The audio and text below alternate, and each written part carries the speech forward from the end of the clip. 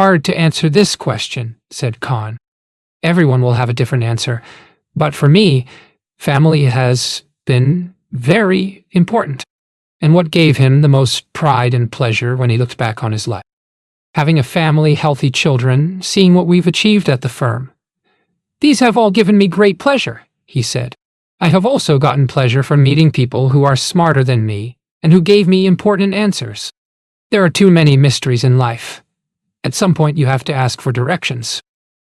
Just think for a moment about those basic ingredients that help to make for a richly rewarding life.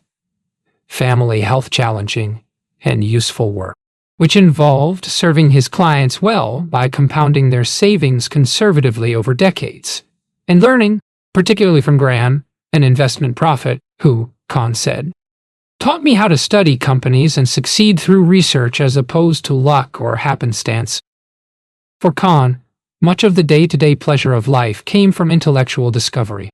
He delighted in studying companies and reading about business, economics, politics, technology, and history. His sole indulgence was to buy thousands of books.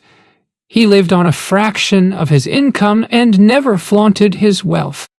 He preferred hamburgers to lavish meals in chic restaurants, and recalled with glee how, in the 1930s, he paid 75 cents to dine with his wife at his favorite Chinese restaurant. Even after turning 100, Khan rode the bus to work several days a week. When I visited his office, I was struck by how nondescript it was. His utilitarian furniture looked tired and worn. His scuffed walls needed a coat of paint. And his most notable decoration was a bulletin board filled with dozens of family snapshots and an old picture of his teacher Graham. My father was interested in ideas, says Thomas Khan, who is now president of the family firm. Most Wall Street guys are in it for the money. They want the custom suits.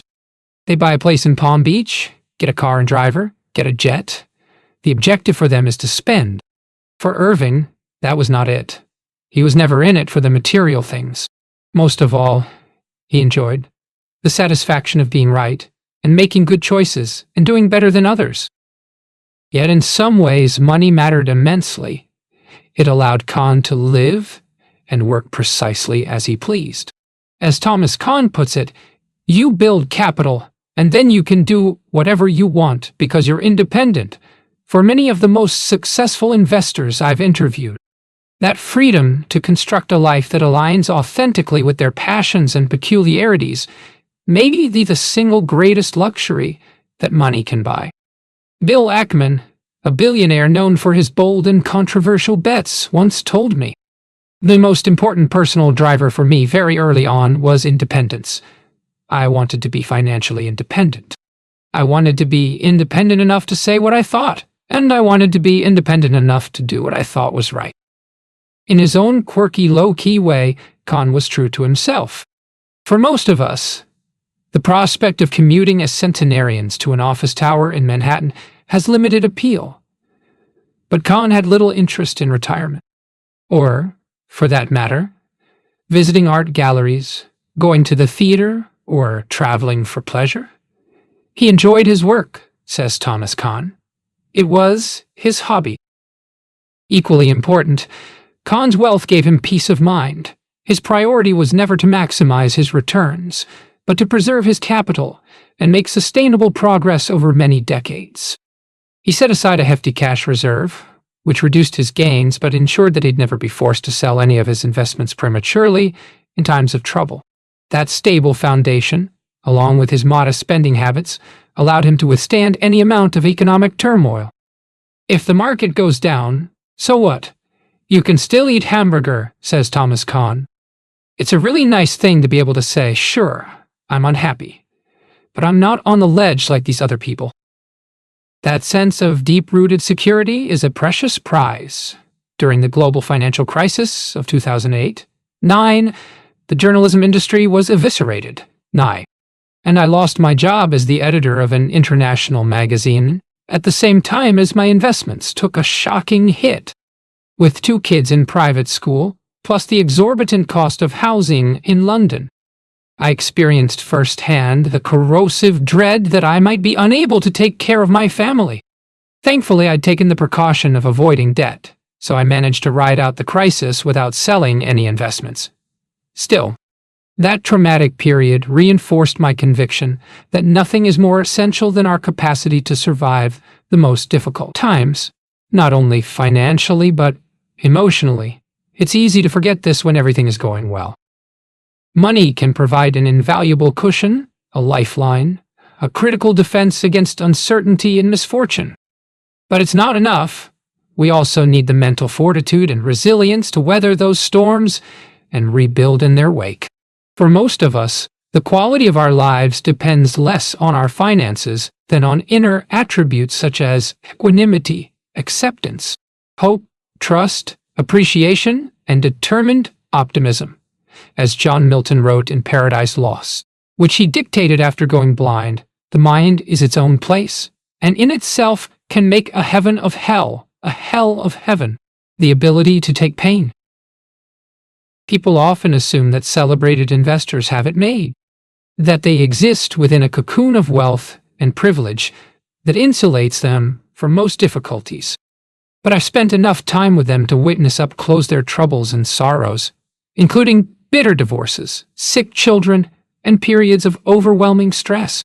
Their fortunes also depend heavily on the vagaries of the financial markets, which can be fickle and cruel, dashing their dreams, punishing their hubris, and exposing their flawed thinking for all to see and mock. Monish Pabrai remarks that all of the best investors share one indispensable trait, the ability to take pain. In 2017, I met with Jason Karp in his sleek offices on the 32nd floor of a New York skyscraper with commanding views over Central Park. Karp, then the CEO and Chief Investment Officer of Tourbillon Capital Partners, was a rising star in the investment world. He'd graduated in the top 4 in his class at Wharton in 1998, become a high-flying portfolio manager at SAG Capital, and launched one of the hottest hedge fund startups in history. His firm scored impressive returns in its first 3 years and rapidly attracted more than $1.5 billion to his shareholders and quit the hedge fund business. When I caught up with him again in 2020, Karp told me, I was fully clinically depressed for my last few years at Tourbillon, and I was even clinically depressed when I was at the height of my success. The money, the plaudits, and the glamorous lifestyle had all failed to make him happy. I've obviously earned enough to retire many times over, he said. But for me, it always felt a bit hollow. I felt that my soul was decaying. As a trader racing endlessly from one short-term bet to the next, he also sensed that his job had become an addiction. It was just this compulsive game of winning at pushing prices around. I wasn't actually building anything. Karp had turned his life around before. In his 20s, he restored his health by embracing an ultra-clean lifestyle, free from processed food, alcohol, caffeine, and even brands of shampoo or deodorant containing chemicals. In his 40s, he's reinventing himself again. Determined to create something of enduring value, he recently unveiled his new venture, a private holding company called Humanco, which will back and nurture businesses that help people to live healthier lives. It's a specialized niche in which he's convinced that he has an edge. Plus, his company's focus on clean living and sustainability aligns deeply with his values. Starting over, Karp has also left Manhattan and moved with his wife and kids to Austin, Texas, a health and wellness mecca, with better weather, more outdoor living, no state or city taxes, and this positivity that the jaded New York finance crew didn't have. It turns out that what he craved most wasn't money, but a balanced and healthy life, a chance to build a mission-driven company that helps others, and a greater sense of control over his destiny. So how does he feel? Karp confides, I'm the healthiest and happiest I've been in 20 years. Stocks and stoics.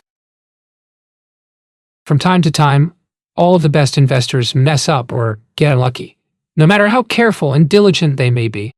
After all, the financial markets are a microcosm of life, infinitely complex and wildly unpredictable. when Joel Greenblatt launched his investment firm in 1985. The first merger deal in which he invested involved Florida Cypress Gardens, which operated a tourist attraction with exotic gardens, flamingos, and aquatic shows featuring Santa Claus on water skis. The company agreed to be acquired, and Greenblatt made what he describes as a pretty riskless arbitrage bet that the deal would close as planned. Then, one morning, he opened the Wall Street Journal to discover that the company's main pavilion had fallen into a sinkhole. The deal collapsed, and he suffered a major loss at a vulnerable time when he was counting every nickel. Greenblatt remarks, "It would have been funny if I hadn't been scared out of my mind." In short, we are all subject to what Hamlet called the slings and arrows of outrageous fortune. We cannot hope to lead happy and successful lives unless we learn to cope well with adversity.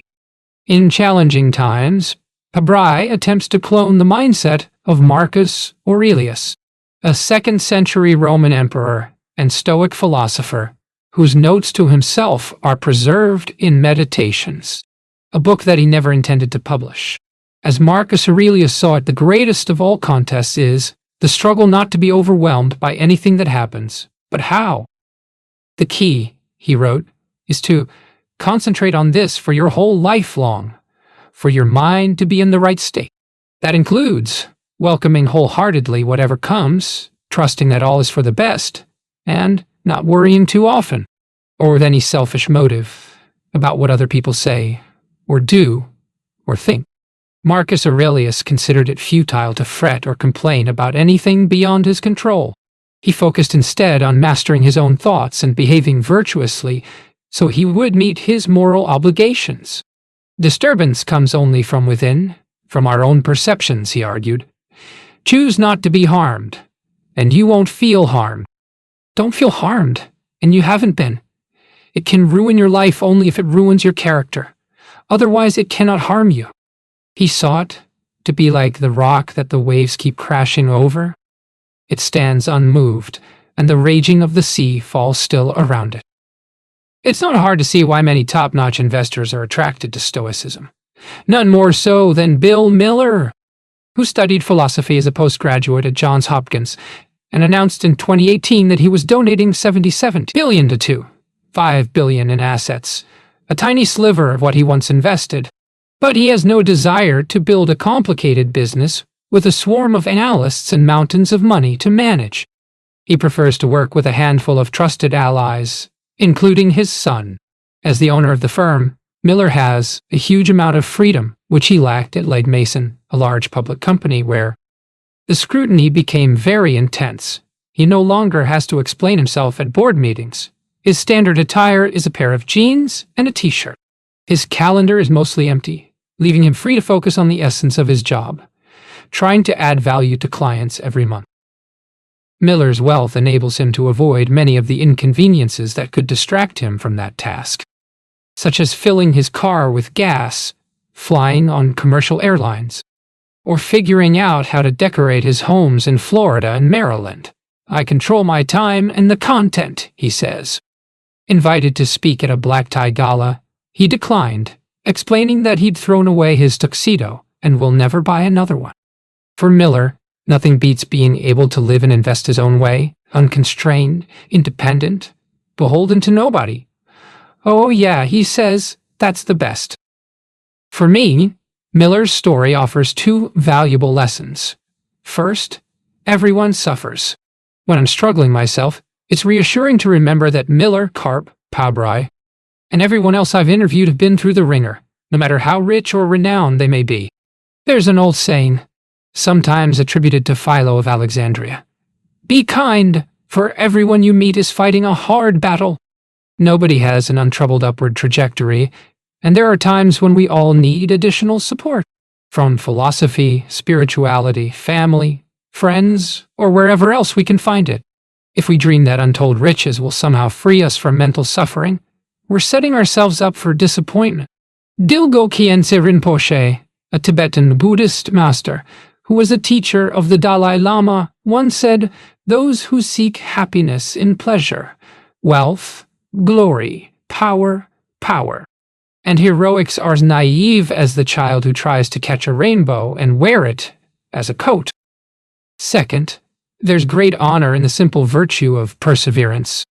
Several years ago, I wrote to Pabrai during a painful period when he was beset with challenges on multiple fronts, including the bankruptcy of one of his largest investments, Horsehead Holdings.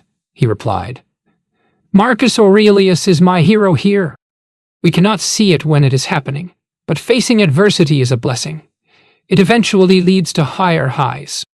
Pabrai's invincible optimism reminded me of a glorious line from Meditations. So remember this principle when something threatens to cause you pain. The thing itself was no misfortune at all. To endure it and prevail is great good fortune.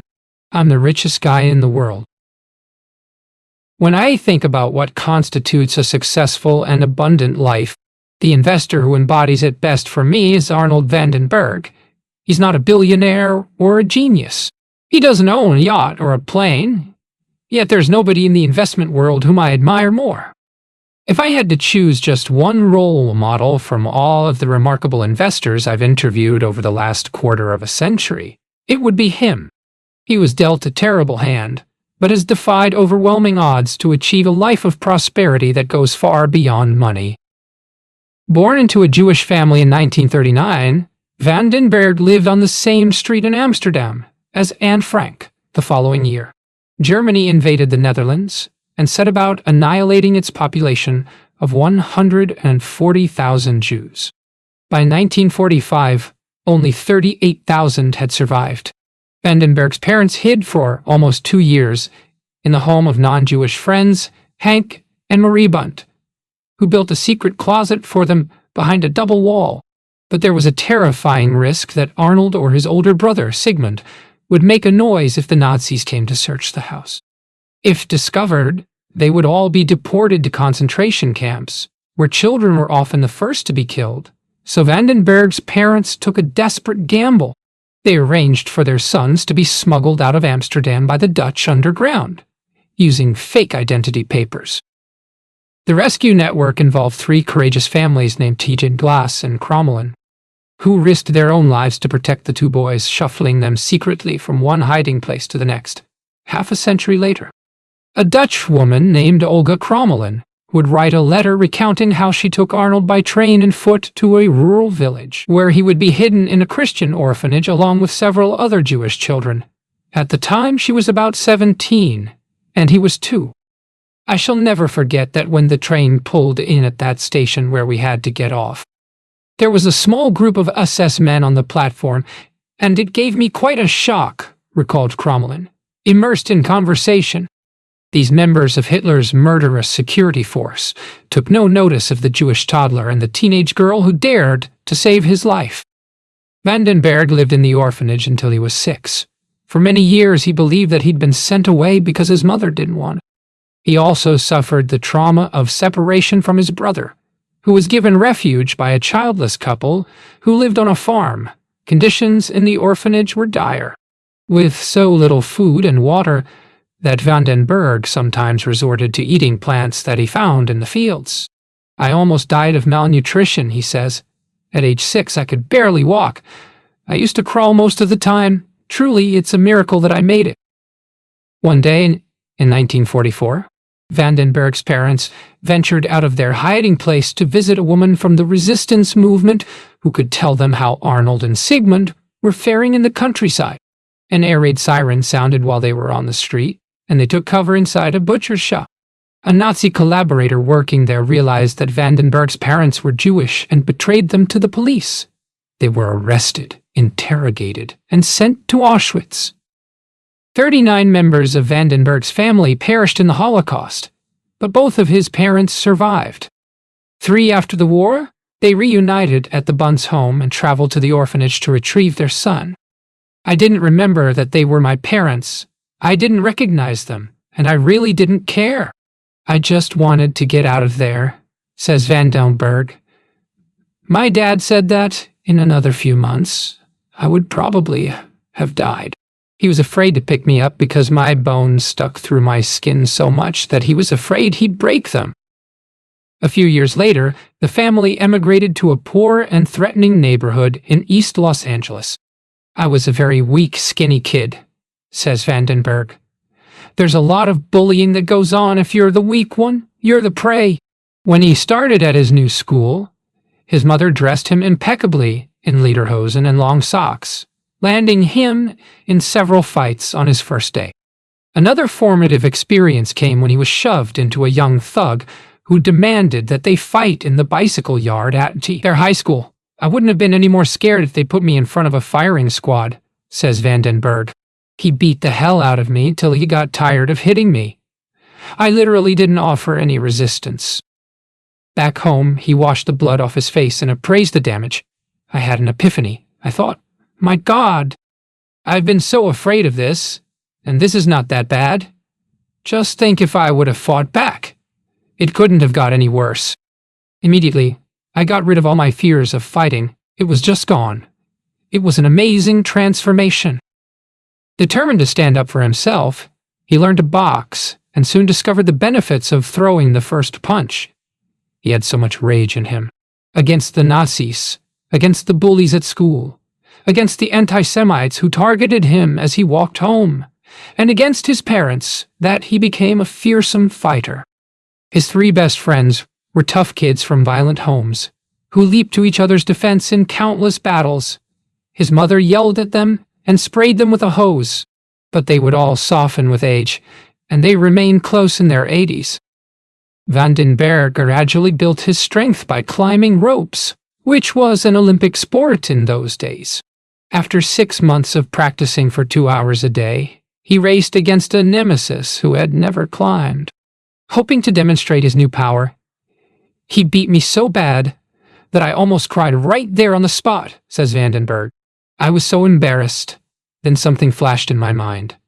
You wanted to get stronger, and you are getting stronger. So why would you quit? His coach sent him to observe a champion from another school who had developed an innovative climbing technique. Vandenberg was mesmerized. For months, he rose in the middle of the night and mimicked those movements compulsively in front of a mirror. Until they became embedded in his mind and body, he kept repeating to himself, I am the #1 man in the league. In the years that followed, he transformed himself into a star athlete, breaking school records by scaling a 20-foot rope in 3.5 seconds, becoming the league champion 3 times, and competing nationally against climbers who were already in college. It was his first taste of success, his first hint of what he could achieve with relentless work and single-minded belief. Academically, he was still a disaster. He was emotionally troubled, couldn't concentrate in class, and found it difficult to learn. I was showing signs of not being too bright, I guess.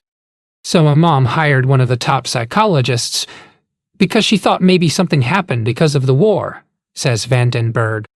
He overheard the psychologist speculating that all those years of malnutrition may have damaged Vandenberg's brain during a critical stage in his early development. So I always had this image of myself as not very smart, says Vandenberg. Look, if I was to send you my high school report card, you would have a big laugh. I had 2 periods of auto shop my last year, 2 periods of gymnastics, a study hall. For what? I used to do my isometrics exercises in my study hall. Then I had a cappella. And I have such a bad aptitude for singing that a cappella teacher would make me just move my mouth during performances because he didn't want me to throw the whole team off. I don't have any innate talents for anything. Everything I've ever accomplished has taken more effort than anybody else. Vandenberg's father, a scrupulously honest but hard man who hit him until he finally hit back, made his sons pay for their own food, clothes, and entertainment once they turned 13. Vandenberg mowed lawns, washed cars, delivered newspapers, pumped gas, worked in a garbage truck, then landed a job in a wood factory for 4 hours a day after class. At 16, while saving for a car, he sold flowers with such success that he earned the right to hawk them on the most prized street corner. That day, it poured torrentially. Drenched, miserable, and stunned by his bad luck, he still refused to stop selling. A stranger who was driving past bought all of his flowers, so he would get out of the rain before catching a cold. She drove him to her home, gave him a dry shirt, and made soup to warm him up. "I've never forgotten her," says Van den Berg. "That woman touched my heart. When someone touches your heart, you're never going to be the same." Having barely scraped through high school, Van den Berg didn't bother with college. He worked in a printing store where he was promoted to supervisor, joined an insurance company, where he peddled policies door to door, and later sold mutual funds for a financial services firm. Along the way, he married his high school girlfriend, but she left him for another man. During a period of depression that lasted for several years, Van den Berg began to see a psychiatrist. He knew that he was lucky to be alive, since so few Jewish children from Holland had survived the war. But he was trapped inside his own head. "I was the personification of anger," he says. He was furious at his ex-wife and tormented by the Holocaust. For years, he had struggled to understand why that teenage girl in Amsterdam had saved him. How could she have been willing to sacrifice her life for somebody she didn't even know? And how could her parents have allowed her to embark on such a suicide mission? Van den Berg's psychiatrist told him, "It's simple. If your life is more important than your principles, you sacrifice your principles. If your principles are more important than your life, you sacrifice your life." That insight had a profound effect on me, says Van den Berg. He developed an intense desire to do something with my life and to live it by principles that were worthy of his saviors. During the years when he was selling funds, Van den Berg became captivated by the stock market and began to explore why some investors performed better than others. That led him to study Ben Graham's books. The concept of buying assets at a steep discount resonated instantly. Van den Berg's mother, a shrewd businesswoman who had survived in Auschwitz by trading goods and paying guards to provide her and her husband with extra bread, had always stressed that it was dumb to buy anything for the full retail price. It seemed natural to apply her rule to stocks. After a dishonest colleague was honored as Man of the Month, Van den Berg quit his job and decided to launch his own investment firm. It was 1974. He was 35 years old. He had no college degree, no relevant experience, no business plan, no office, no clients. But he approached his new vocation with the same all-consuming commitment that he'd applied to rope climbing. His psychiatrist told him that he had triumphed back then by adopting mental strategies that professional athletes used routinely, setting clearly defined goals, visualizing themselves performing flawlessly, and repeating affirmations that crowded out all doubts and fears until they were replaced with unshakable self-belief. Van den Berg became obsessed with such techniques for harnessing the power of the subconscious mind, making himself a human guinea pig in an experiment that has never stopped. He learned to hypnotize himself every day as a way of focusing his scattered thoughts. He flooded his mind with uplifting affirmations, gradually ridding himself of the debilitating belief that he was incapable and unworthy. And he devoured inspirational works by authors such as James Allen, returning again and again to a 1,901 book that he came to regard as his Bible, From Poverty to Power. Allen, a free thinker steeped in Christianity and Buddhism, convinced Van den Berg to take responsibility for his own mental state, to forgive everyone who had hurt him, including the Nazis, thereby liberating himself from his own anger, and to reform the world by focusing first on reforming himself. By your own thoughts, you make or mar your life, your world, your universe, Allen preached.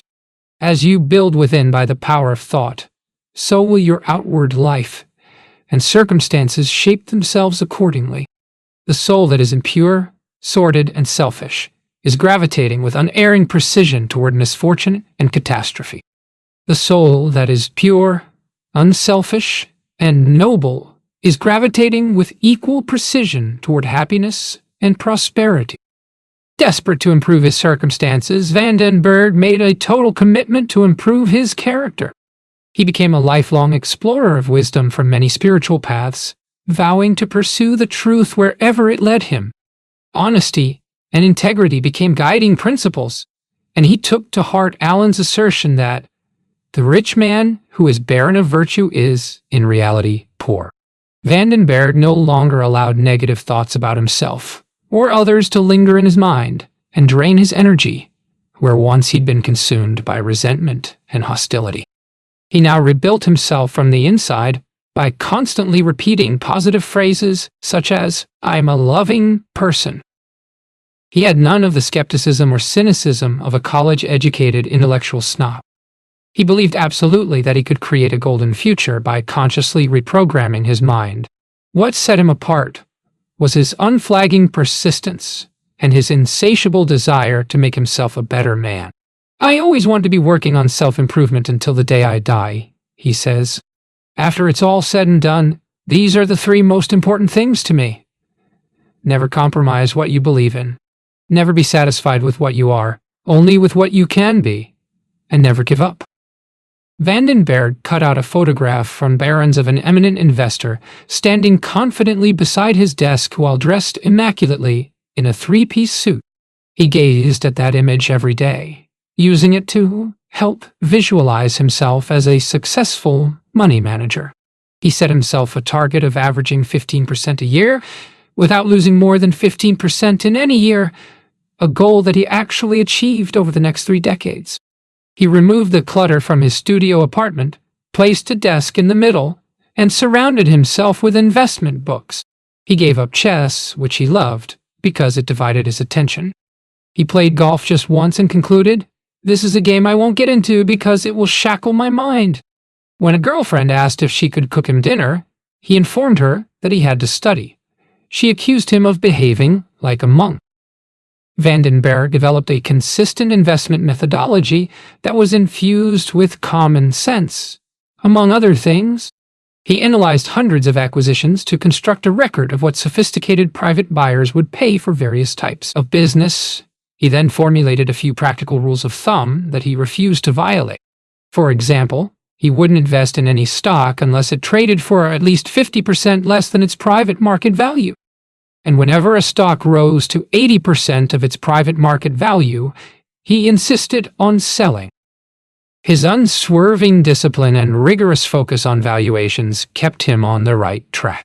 Most investors shunned stocks in the aftermath of the 1974 crash, but prices were so low that he didn't hesitate to buy, enabling him to generate powerful returns during his first decade in the business. Then, when prices surged in the bubble of 1987, he could find nothing cheap enough to replace the stocks that his ironclad rules required him to sell. Before long, his growing roster of clients had half of their assets in cash. Many were livid. Still, he never flinched, telling himself, "You're doing the right thing to stick to your discipline. Now, you may go out of business, but you're doing the right thing," and that immediately brought me comfort. Soon afterward, the market crashed 6% in one day. Everyone was panicking, and I was like a kid in a candy store.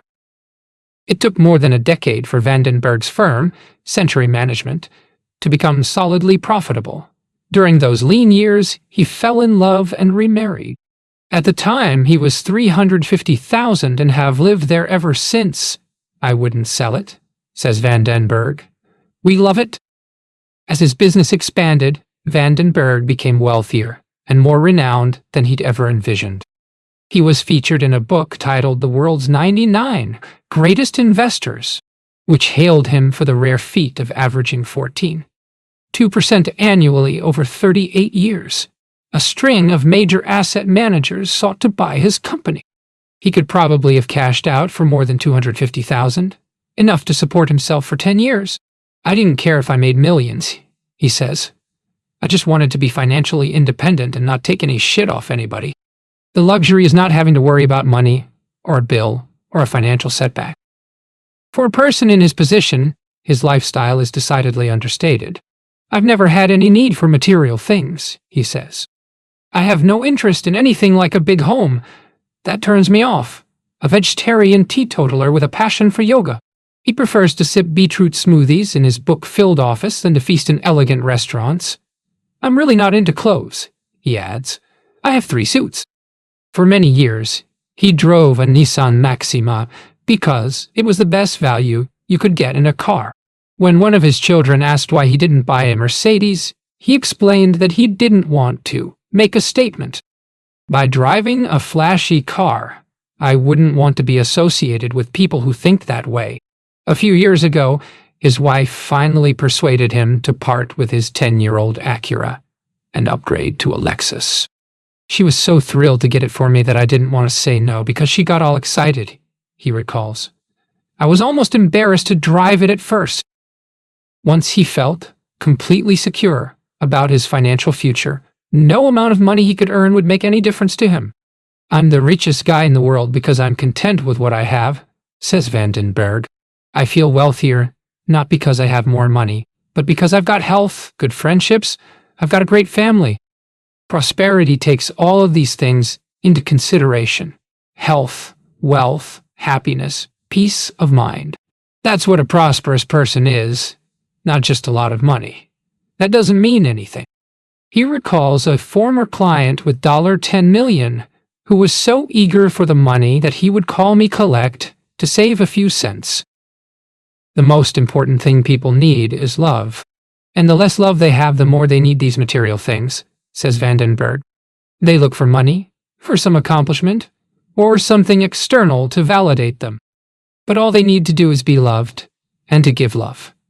You know, my wife never knows how much money we have. She never cares, and she never thinks about it other than how she could use it to spend it on somebody. One of their favorite causes is a residential treatment center for abused and neglected children. Vandenberg and his wife have bought books and toys for hundreds of these kids, and she worked closely with them for 20 years.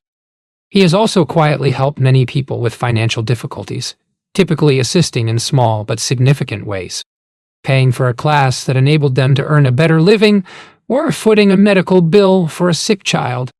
Being able to help others, says Vandenberg, is the greatest blessing the money has given me. Having observed over several years how he interacts with other people, what impresses me most is the sheer joy that he takes in trying to guide, support, and inspire them. He delights in hypnotizing people, including me, and seeking to instill positive suggestions in the subconscious mind while they lie on his office floor in a state of deep relaxation. He becomes irrepressibly excited as he recalls various highlights of his adventures in hypnotism, including a time when his son, Scott, won a shot put championship under hypnosis, despite having a sprained ankle and a cast. Vandenberg loves giving talks to disadvantaged kids, college students, and prison inmates about the lessons he's learned from the Holocaust and his own struggles, and he is constantly gifting books that have helped him on his journey, including a special edition of From Poverty to Power that he paid to reprint. I feel that the best gift I could give anybody, whether they're poor or rich, is to give them a book that could change their life, he says. And so my hobby is giving out books. Vandenberg often wonders why he survived the Holocaust. Was it just luck? He asks. You could say, yeah, because I'm just one of the statistics. But somehow, I've always had this feeling that there was a purpose to my life, that I was spared. And so, I want to change people's lives, not to my way of thinking, just to make it better. Tucked away inside the filing cabinets in his office, he keeps what might just be his most valuable possession, a copious collection of heartfelt letters from many of the people he has helped, including countless friends, clients, random strangers, and his own children. The pleasure you get out of knowing you've made a difference in people's lives, that's something that nobody can take away from you, he says. I could lose all my money, and I could still go to these files and say, well, it's not like I lived my life for nothing. Look at the people whose lives I've changed. Vandenberg points to his trove of letters and says, that's my bank account. Acknowledgements. This book wouldn't exist without the extreme patience, generosity of spirit, and openness of the many remarkable investors who shared their insights and experiences with me. In some cases, we spent several days together. Others spoke with me countless times over many years. To my delight, they welcomed me into their homes and offices, allowed me to travel with them, spoke candidly about their setbacks and challenges, and in one unforgettable case, even hypnotized me in an attempt to reprogram my subconscious mind. I'm deeply grateful to all these investors for sharing the most valuable lessons they've learned about how to invest intelligently, think rationally, overcome adversity, and stack the odds of building a happy and fulfilling life. There's a long list of extraordinarily insightful investors whose thinking has greatly enriched this book. In particular, I'd like to thank Charlie Munger, Ed Thorpe, Howard Marks, Joel Greenblatt, Bill Miller, Monish Pabrai, Tom Gaynor, Guy Spire, Fred Martin, Ken Schubenstein, Matthew McLennan, Jeffrey Gondla, Francis Cho, Thyra Zerhusen, Thomas Russo, Chuck Ecker, Lilu, Peter Lynch, Pat Dorsey, Michael Price, Mason Hawkins, Bill Ackman, Jeff Finnick, Mario Gabelli, Laura Gerritz, Brian McMahon, Henry Ellenbogen, Donald Yachman, Bill Nygren, Paul Lounces, Jason Karp, Will Danoff, Francois Rochon, John Spears, Joel Tillinghast, Kai Zakaria, Nick Sleep, Paul Isaac, Mike Zapata, Paul Yablon, Whitney Tilson, Francois-Marie Wojcik, Sarah Ketterer, Christopher Davis, Rondeo Agrawal, Arnold van Derg, Mariko Gordon, and Jean-Marie Yveillard. Thanks also to 5 giants who are no longer with us: Sir John Templeton, Irving Kahn, Bill Ruane, Marty Whitman, and Jack Bogle. I feel enormous gratitude to my literary agent, Jim Levine, who's provided a priceless combination of wise advice, boundless enthusiasm, and kindness. I couldn't have asked for a better partner. I'm also profoundly grateful to Rick Horgan, Scribner's executive editor, for his fierce intelligence, thoughtful editing, and perfectionism.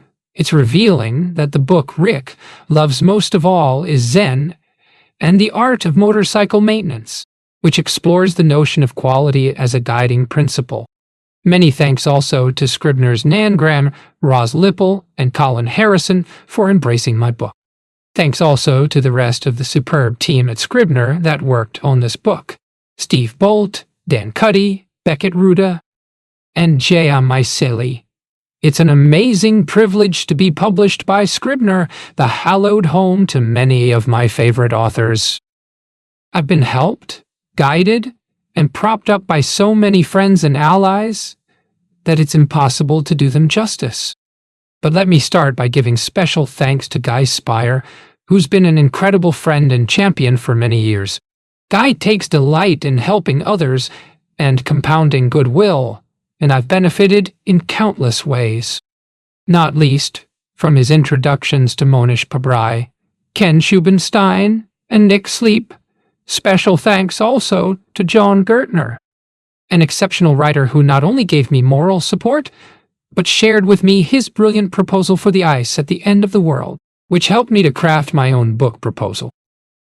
For their many acts of kindness, care, support, and friendship, I'd also like to thank Michael Berg, Marcus Weston, Aitan Yardeni, Avi Namias, Jason Zweig, Aravan Adiga, Tony Robbins, Michael O'Brien, Cecilia Wong, DJ Stout, Gillian Zoe Siegel, Nina Monk, Peter Soriano, Fleming Meeks, Richard Bradley, Laurie Harding, Amy Stone, Laurie Spire, Saurav Madan, Nikhil Uthizing, Chris Stone, Raman Barani, Marlies Tale, Beverly Goodman, Wade Savitt, Nancy Danino, Piper Tearsdaughter, Matthew Winch, Jamie True, Craig Kravets, Howard Donnelly, Christian Morik, Gautam Bade, Shai Dardashti, Samuel Friedman, Dennis Tomopoulos, Richard Wertheimer, David Worth, Malia Boyd, Tom Easton, Charles Cartledge, Eben Harrell, Aaron Dharmaratnam, Sharon Callahan, Helen and Jim Newberger, Kathleen Hinge, Ansel Anastasi, Joan Kaplan, Josh Tarasoff, Elliot Trexler, Ralph Townsend, Stig Broderson, Preston Pish, Kenneth Folk, Hedda Nadler, Daniel Roth, Mark Chapman, Orly Hindi, Kabir Segal, Shalom Sharabi, Jaleesa Castrodale, Randy Stanbury, John Mihajevich, William Samity, Michael Sherb, David Mechner, Catherine Bruce, Scott Wilson, Lucy Wilson Cummings, Debbie Milican, Jacob Taylor, Richard Krupp, Amby Kavanaugh, Karenberg, and Ravberg. Many thanks also to my friends at the Aligned Center, which has given me so much more than a beautiful and peaceful place to write. Its founder, Matt Ludmer, is a role model in so many ways, and I've turned to him for insight on everything from investing to meditation. It's been a delight to spend time with everyone in the orbit of the Aligned Center, including Letitia Reyes-James, Caroline Hoteling, Farron Sand, Jacopo Sorricchio, David Janes, Alison Gilbert, Andy Landorf, Kristen Kay, Gwen Merkin, Daniel Goleman, Delaney Michel.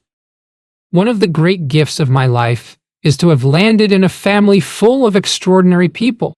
Thanks especially to my big brother, Andrew Green, and his lovely wife, Jennifer Herschel. And to my wonderful in-laws, Marvin Cooper, Johanna Cooper, Nancy Cooper, and Bruce Meltzer. Finally, I'd like to dedicate this book to 5 family members who have made everything possible. My mother, Marilyn Green, has been an indomitable source of strength and support from day one. And it's fitting that she was invariably the first person to read every chapter that I wrote. My late father, Barry Green, sparked my love of language and my passion for investing. My son, Henry Green, has been an indispensable and gifted literary partner from start to finish. He helped immeasurably by feeding me background research, transcribing my interviews, checking facts, and pointing out when my prose needed additional polish. My daughter, Madeline Green, displayed heroic patience in discussing the characters and ideas in this book. She also held me together emotionally, cheering me up and encouraging me whenever my spirits flagged. At times, I was pretty certain that she was parenting me. And then there's my wife, Lauren Cooper, the kindest and most caring of people. I met Lauren when I was only 22 years old, and everything that's best in my life stems from that one miraculous stroke of good fortune. Thank you all from the depths of my heart. About the author. Daniel Fried William Green has written for Time, Fortune, Forbes, The New Yorker, The Economist, and numerous other publications. As an editor and co-author, he has collaborated on several books, including Guy Spier's highly praised memoir, The Education of a Value Investor. Born and raised in London, Green studied English literature at the University of Oxford and received a master's degree in journalism at Columbia University. He lives in New York with his wife and their 2 children. We hope you enjoyed reading this Simon & Schuster ebook. Get a free ebook when you join our mailing list.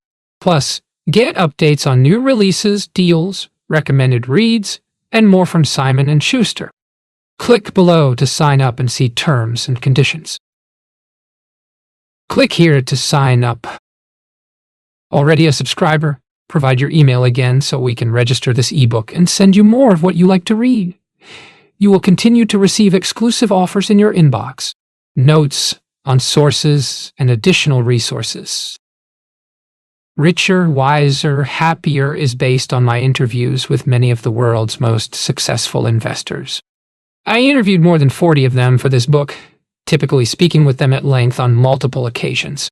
For example, I traveled with Monish Pabrai for 5 days in India, visited him in California, met with him in New York and Omaha, and spoke with him over the phone for many hours. Similarly, I spent 2 days with Bill Miller at his home and office in Maryland, 2 days with Tom Gaynor in Virginia, and 2 days with Arnold Vandenberg in Texas. I've also drawn heavily on interviews that I conducted in the distant past with investment legends such as Sir John Templeton, Bill Ruan, Michael Price, Peter Lynch, and Jack Bogle. One idiosyncrasy of this book is that I've focused almost exclusively on investors whom I like and admire. Several times, I began to write about brilliant investors whose personalities I find unappealing, but I soon stopped. It felt almost as if the body rejected that organ. I'm fascinated by investors who have demonstrated their financial prowess over many years, but I'm particularly drawn to those with wisdom, insights, and virtues that extend beyond an exceptional talent for making money. The investors I've spotlighted throughout this book can undoubtedly help us to become richer, but they also shed light on how to think and live.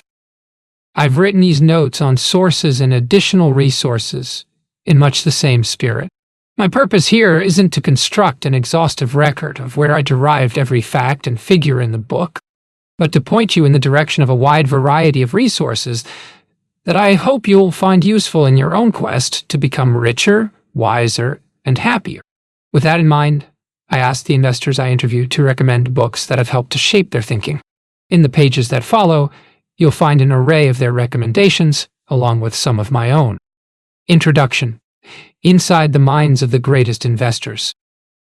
To learn more about Jack Bogle, who died in 2019, check out some of his timeless investment books, including the 10th anniversary edition of Common Sense on Mutual Funds, John Wiley & Sons, 2009, which warns eloquently about the difficulties of beating the market, the perils of speculation, and the devastating effect of excessive fees on investors' returns.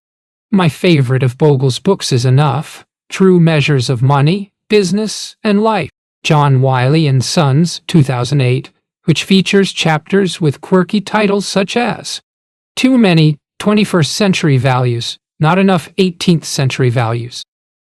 When I interviewed Bogle over the phone 2 decades ago, he spoke emotionally about what he'd learned from his mentor, Walter Morgan, a fund pioneer who embodied the old-fashioned values that Bogle championed, such as discipline, honor, duty, and integrity. The phone went silent, and I wondered if we'd been disconnected. I eventually realized that Bogle was too choked up to speak. Finally, he said, "Excuse me. It's putting tears in my eyes. I guess I loved him and he did so much for me." Morgan left an indelible impact on Bogle because he was a principled gentleman of very high character who taught him that the shareholder is king. My God, a shareholder wrote him once that he didn't have a very good suit, and did Mr. Morgan have one for him? And Mr. Morgan sent him one. When I asked Bogle who else had shaped his investment philosophy, he mentioned 2 prominent writers. Charles Ellis wrote a seminal article in the 1970s titled The Loser's Game, and later published a classic book titled Winning the Loser's Game. McGraw-Hill, 1998. Bogle also recommended Burton Malkiel's book, A Random Walk Down Wall Street. W. Norton and Company, 2020, which reinforced his unshakable belief in the logic of index funds. My profile of Bill Miller, It's Bill Miller's Time, ran in Fortune. December 10th, 2001 issue. It depicted him plunging presciently into stocks after 9/11 as the market cratered. In those days, Miller's peers ridiculed him for investing 10 a share to more than 10 million in the fund, but steered clear because it's famously clever and fatally arrogant. Managers were taking too much risk, so the probability of their ruin appeared substantial to me. Thorpe also recommends Super Forecasting, Crown Publishers 2015 by psychology professor Philip Tetlock and journalist Dan Gardner. Tetlock's research shows how investors, economists, and other soothsayers overestimate their ability to predict the future. In reality, warns Tetlock, the average expert was roughly as accurate as a dart-throwing chimpanzee. One enduring lesson that all of us should learn from battle-hardened investment sages such as Bogle and Thorpe is that we must always guard against our own capacity for overconfidence. Chapter 1. The Man Who Cloned Warren Buffett. This chapter is based almost entirely on my interviews with Monish Pabrai. If you'd like to hear more from him, you can find dozens of his speeches, podcast appearances, and blogs at his website, Chai with Pabrai. I'd also recommend his book, The Danto Investor, John Wiley & Sons, 2007. True to form, he declares in the opening paragraph, I have very few original ideas. Virtually everything has been lifted from somewhere. If you'd like to learn more about the Dakshana Foundation, visit It's hard to imagine a more cost-efficient way to help lift a family out of poverty than to give a gifted but underprivileged student the opportunity to win a place at the Indian Institutes of Technology or a government medical college. A donation of $99 per month for 24 months pays for one scholar to complete Dakshana's 2-year program. Pabrai uses the word cloning to describe his habit of shamelessly borrowing and often improving upon other people's best ideas and practices. Where can you learn more about this winning strategy for investing, business, and life? There are surprisingly few resources to recommend. But I regard Tim Ferriss as another grand master of cloning, though it's not a term I've heard him use. Ferriss's hefty book, Tools of Titans, Houghton Mifflin Harcourt, 2017, is stuffed with practical advice that he's elicited from many world-class performers on subjects as diverse as morning routines, exercise, diet, productivity, and wealth creation. His podcast, The Tim Ferriss Show, is an even richer resource. My favorite episodes of Ferriss's interviews with his friend Josh Waitzkin, a former national chess champion and world champion in Tai Chi Chuan push hands, who is also the author of The Art of Learning. Free Press, 2007. Waitzkin, who is now mastering the art of paddle surfing, also trains hedge fund managers and elite athletes to perform at their peak by cultivating deep presence and unobstructed self-expression, which are critically important at the highest levels of mental games, such as investing and writing. Pabrai, Ferriss, and Waitzkin share the ability to deconstruct what works and apply that knowledge with meticulous attention to detail. Once you start to search for other examples of cloning, you soon realize how many towering figures throughout history consciously sought to emulate their role models and replicate their behavior. Leo Tolstoy wrote in his diary in 1884, "I have to create a circle of reading for myself." Epictetus, Marcus Aurelius, Buddha, Pascal, the New Testament. This is also necessary for all people. Marcus Aurelius begins his immortal book, Meditations, with a detailed list of desirable qualities that he's observed in 16 people, including his adopted father.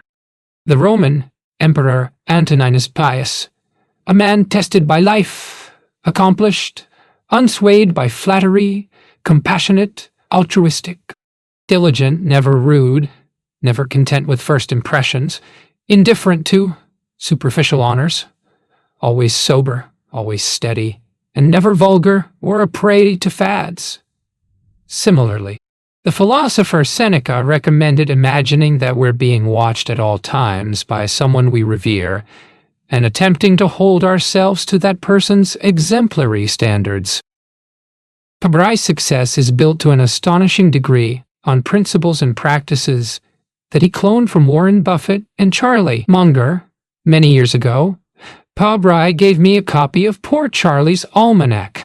Dawning, 2005, an indispensable collection of Munger's speeches and writings. Pabrai inscribed it, "I hope you enjoy this as much as I did. Best book I ever read."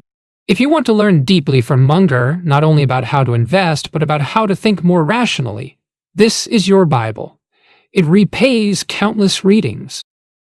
For disciples of Buffett, the first challenge is to choose from a vast range of useful resources, including Tap Dancing to Work, Portfolio Penguin, 2012, by his friend Carol Loomis and the Warren Buffett Way, John Wiley & Sons, 1994, by Robert Hagstrom. Personally, I return again and again to the chairman's letters that Buffett writes in his annual reports, which are available for free going back to 1995. And hardcore students who wish to go back further can delve into collections such as Berkshire Hathaway Letters to Shareholders, 1965-2019, Explorers Productions, 2020, which is regularly updated by its editor, Max Olson. If you truly immerse yourself in Buffett's writings on business and investing, I'm not sure you'd need to read anything else on these subjects for the rest of your life. It's all there. Everything you need to know, sitting in plain view, and a whole lot cheaper than an MBA. Pabrai's belief in the benefits of unwavering truthfulness stems from Power versus Force, Hay House, 2002, a book by the late David Hawkins, whose writings have also had a profound effect on Guy Spire and Arnold van den Berg.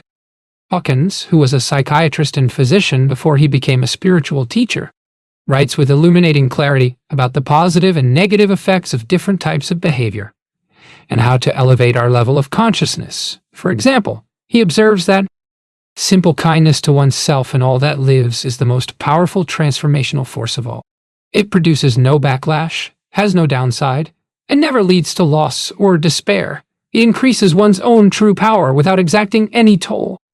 But to reach maximum power, such kindness can permit no exceptions, nor can it be practiced with the expectation of some selfish gain or reward, and its effect is as far-reaching as it is subtle. Hawkins, who taught his followers to pursue a path that he described as devotional non-duality, also wrote books such as The Eye, Hay House, 2001, Reality and Subjectivity, Hay House, 2003, and Truth versus Falsehood, Hay House, 2005. He intended them as guides for the seriously committed spiritual student who is seeking enlightenment. They're not as accessible as Power versus Force, but they're extraordinary and they resonate with you on an even deeper level. Lately, I've been reading another of his books, Letting Go, Hay House, 2013, which offers a practical technique for surrendering negative emotions. Chapter 2, The Willingness to be Lonely. My conversations with Sir John Templeton took place in November 1998 at his office and his home in the Bahamas, and I later spoke with him again over the phone. My article, The Secrets of Sir John Templeton, appeared in the January 1999 edition of Money magazine. John Rothschild wrote a fine book, The Davis Dynasty, in Wiley & Sons, 2001, that recounts how Shelby Cullom Davis, his son Shelby M. Davis, and his son Christopher Davis built an investment business that has prospered over 3 generations. The family's wealth was built not only through shrewd stock picking, but extreme frugality. When I interviewed Christopher Davis, he told me that his grandfather, Shelby Cullom Davis, viewed spending as immoral. Once, when Christopher was about 13, he was walking around Wall Street with his grandfather and had the temerity to ask for $1,000. If I invested it like him and lived as long. Christopher's father, Shelby M. Davis, inherited this disdain for such shocking displays of extravagance. If I was dating someone my dad didn't like, he'd say, "She's a spender." Among his many free-thinking philanthropic ventures, Templeton funded scientific research that explored the intersection between health and prayer. For example, see Study of the Therapeutic Effects of Intercessory Prayer in Cardiac Bypass Patients, a multicenter randomized trial of uncertainty and certainty of receiving intercessory prayer, published in the American Heart Journal in 2006. The Templeton Foundation continues to pursue his vision of relentless curiosity in pursuit of infinite discovery. Its website, templeton.org, describes its funding for a multitude of intriguing projects, ranging from cutting-edge genetics research to a cultivating genius initiative that seeks to nurture one in a million mathematical minds, to a film titled Act Like a Holy Man about Archbishop Desmond Tutu and the Dalai Lama. By the end of 2018, the foundation had given away $3 billion. My description of Templeton's unconventional upbringing is based primarily on my interviews with him, but I've also drawn on the biographical accounts in 2 of the best books written about him, Investing the Templeton Way, McGraw-Hill, 2008, by Lauren Templeton and Scott Phillips, and The Templeton Touch, Templeton Press, 2012 edition, by William Proctor. To learn more about the wartime investment environment, see Wealth, War, and Wisdom, John Wiley & Sons, 2008, by the late Barton Biggs, who was a renowned investor in his own right. Biggs writes in captivating detail of the war years, while also drawing shrewd lessons on how to preserve wealth in the most tumultuous times. For example, uncertainty compels diversification. Diversification is and always has been the first tenet of the prudent man rule of investing. In sub-Saharan Africa for centuries, people believed cattle were the safest repository of wealth. That was until the Great Drought came along. Biggs also wrote a memoir, Hedgehogging, John Wiley & Sons, 2006, which is full of his stylish, street-smart insights. For example, the stock market is a sadistic, contrary, changeable beast, and nothing is forever. Lauren Templeton and Scott Phillips provide a detailed account of Templeton's short-selling strategy in investing the Templeton way. They point out that he protected himself against the danger of runaway losses by establishing an ironclad rule that he'd quickly cover his short position if a stock rose by a certain percentage after he placed the bet.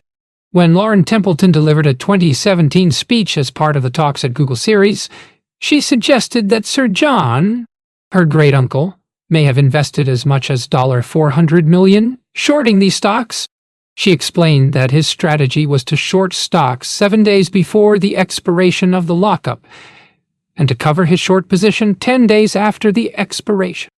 I find myself much more open to Templeton's books now than when I first read them 2 decades ago.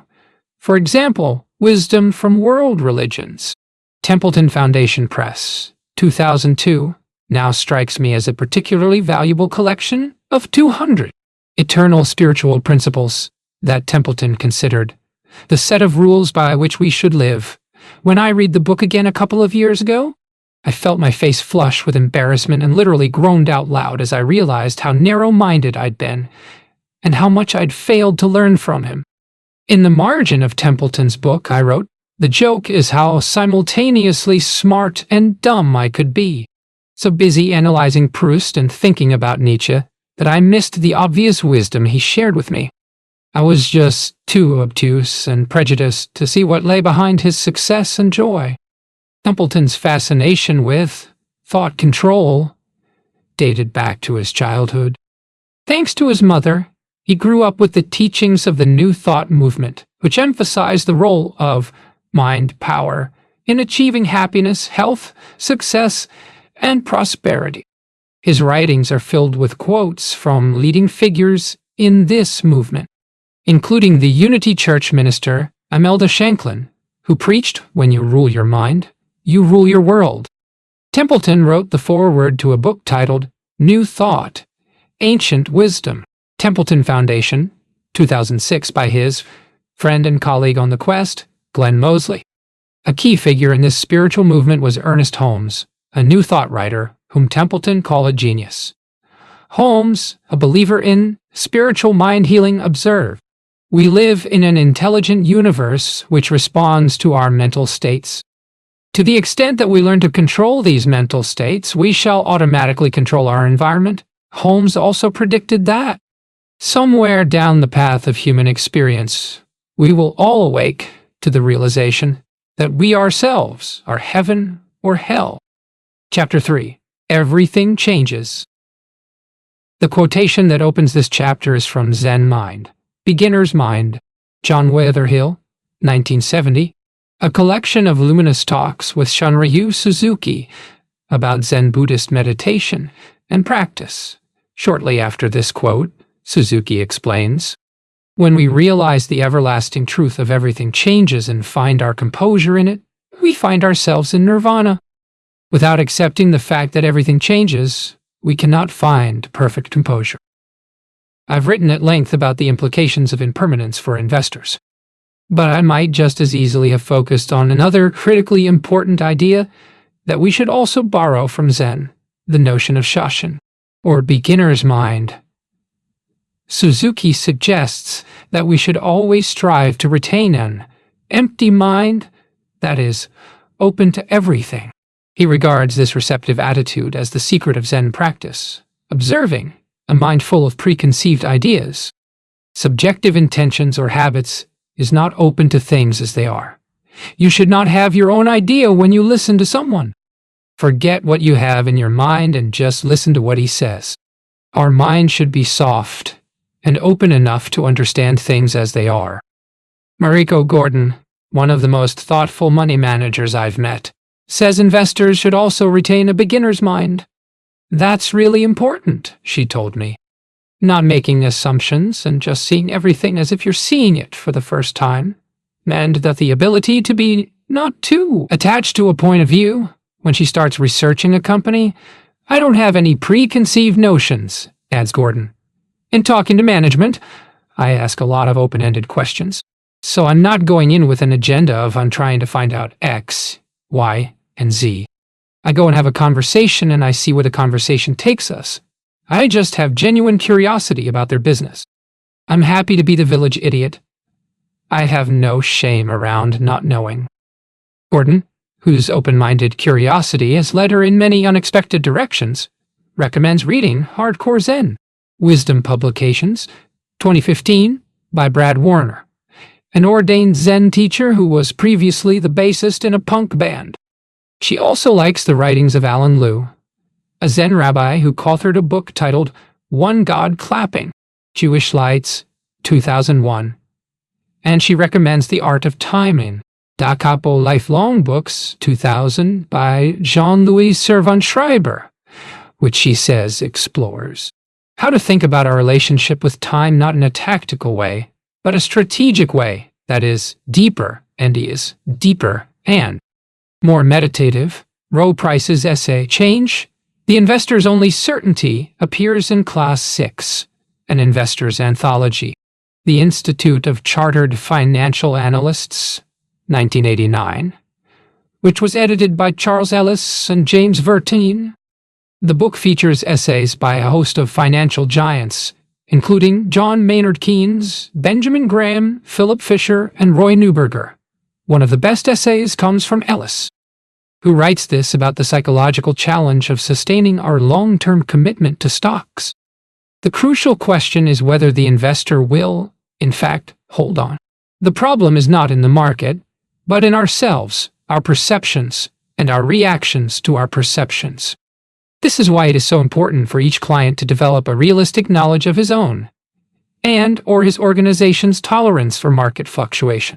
There's also a 1984 speech by Templeton on worldwide investing, which ends with this startling jolt to the brain. If you do not fall down on your knees each day with overwhelming gratitude for your blessings, you're multiplying multitudes of blessings, then you just have not yet seen the big picture. You can dip into a free archive of memos from Howard Marks at going back more than 3 decades. You can also subscribe to receive email notifications whenever he posts a new memo. Occasionally, even in the world of investing, there is a free and abundantly nutritious lunch. One of my favorite investing books is The Most Important Thing Illuminate, Columbia University Press, 2013, by Howard Marks, which includes annotations by Christopher Davis, Joel Greenblatt, Paul Johnson, and Seth Klarman.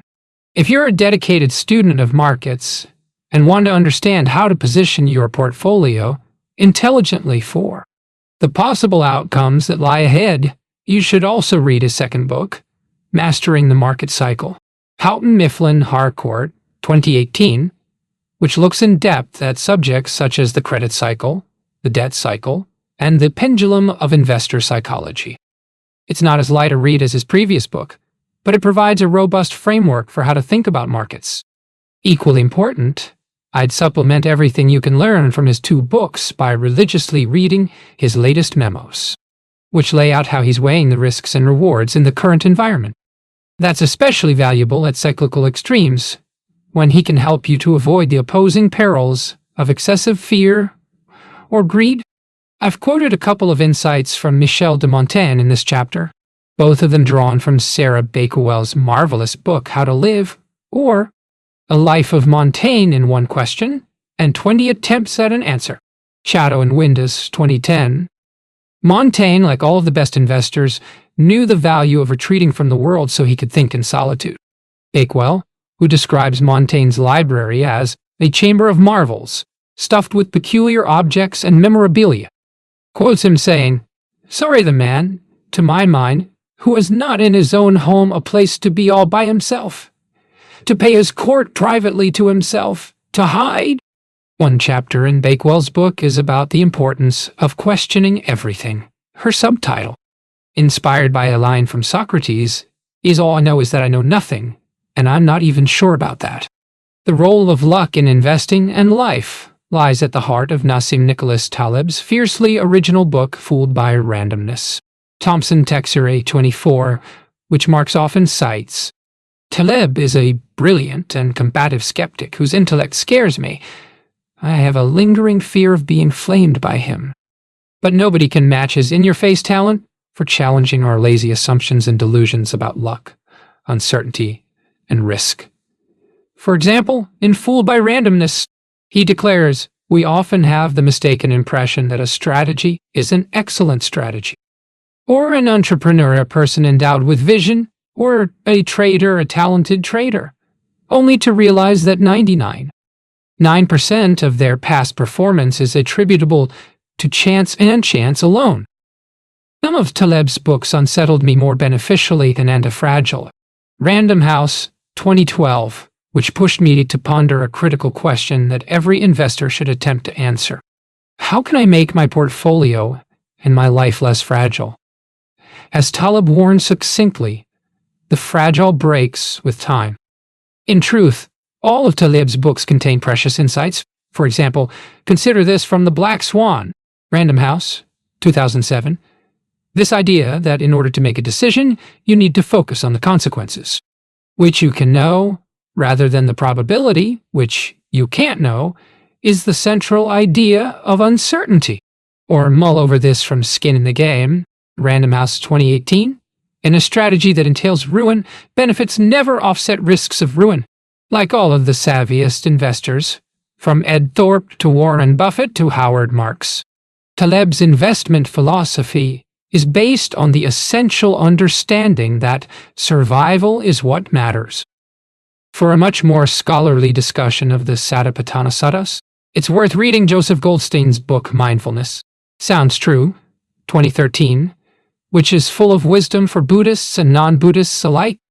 Goldstein, whose book is billed as a practical guide to awakening, is one of the preeminent teachers of mindfulness meditation in the West.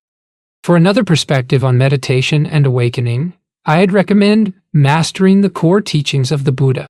Eon Books, 2018, by Daniel Ingram. Its subtitle, An Unusually Hardcore Dharma Book, is both a warning and enticement. I was introduced to the book by Josh Tarasoff, a hedge fund manager whose meditation practice plays a central role in preserving his calm equilibrium as an investor. Chapter 4. The Resilient Investor. You can read more about Benjamin Graham's life in The Einstein of Money.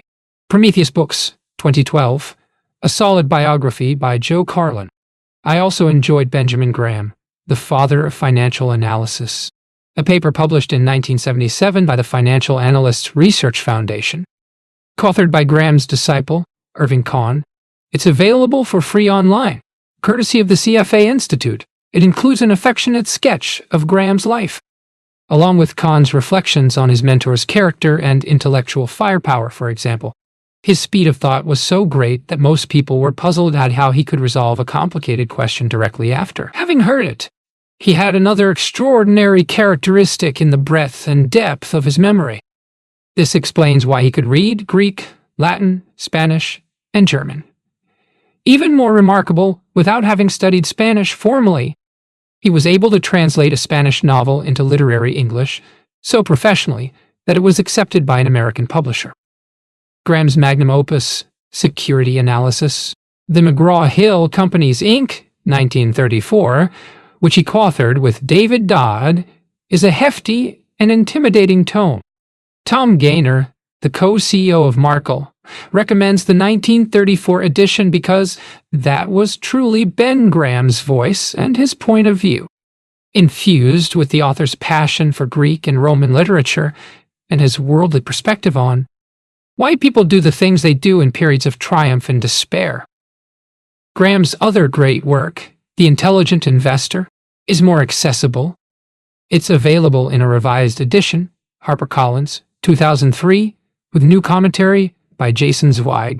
There's also a collection of Graham's shorter writings, plus several interviews titled Benjamin Graham, Building a Profession, McGraw-Hill, 2010, which was edited by Zweig and Rodney Sullivan.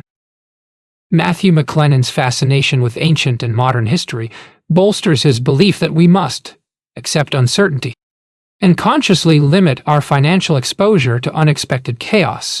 One book of history that informed me greatly, he says, is The History of the Peloponnesian War, Penguin Classics, Revised Edition, 1972, by Thucydides.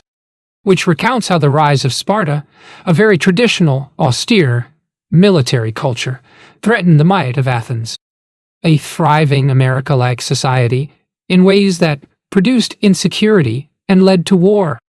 McLennan sees similar destabilizing forces at play in the rise of China, which threatens the dominance of the United States, much as the rise of Germany in the early 1900s threatened Great Britain in a period when it was peaking out. These historical patterns are not necessarily a template of what will happen, but they are a reminder never to become complacent about the geopolitical and economic risks that may be building. McLennan adds, incidentally, Thucydides owned his own gold mine, apparently. So he was no stranger to the merits of having a potential hedge. McLennan's strategy of owning persistent businesses that are relatively resistant to disruption and destruction stems partly from his study of physics and the principle of Fiske entropy increase, which helps to explain his belief that things tend toward disorder over time. He has also borrowed from biology.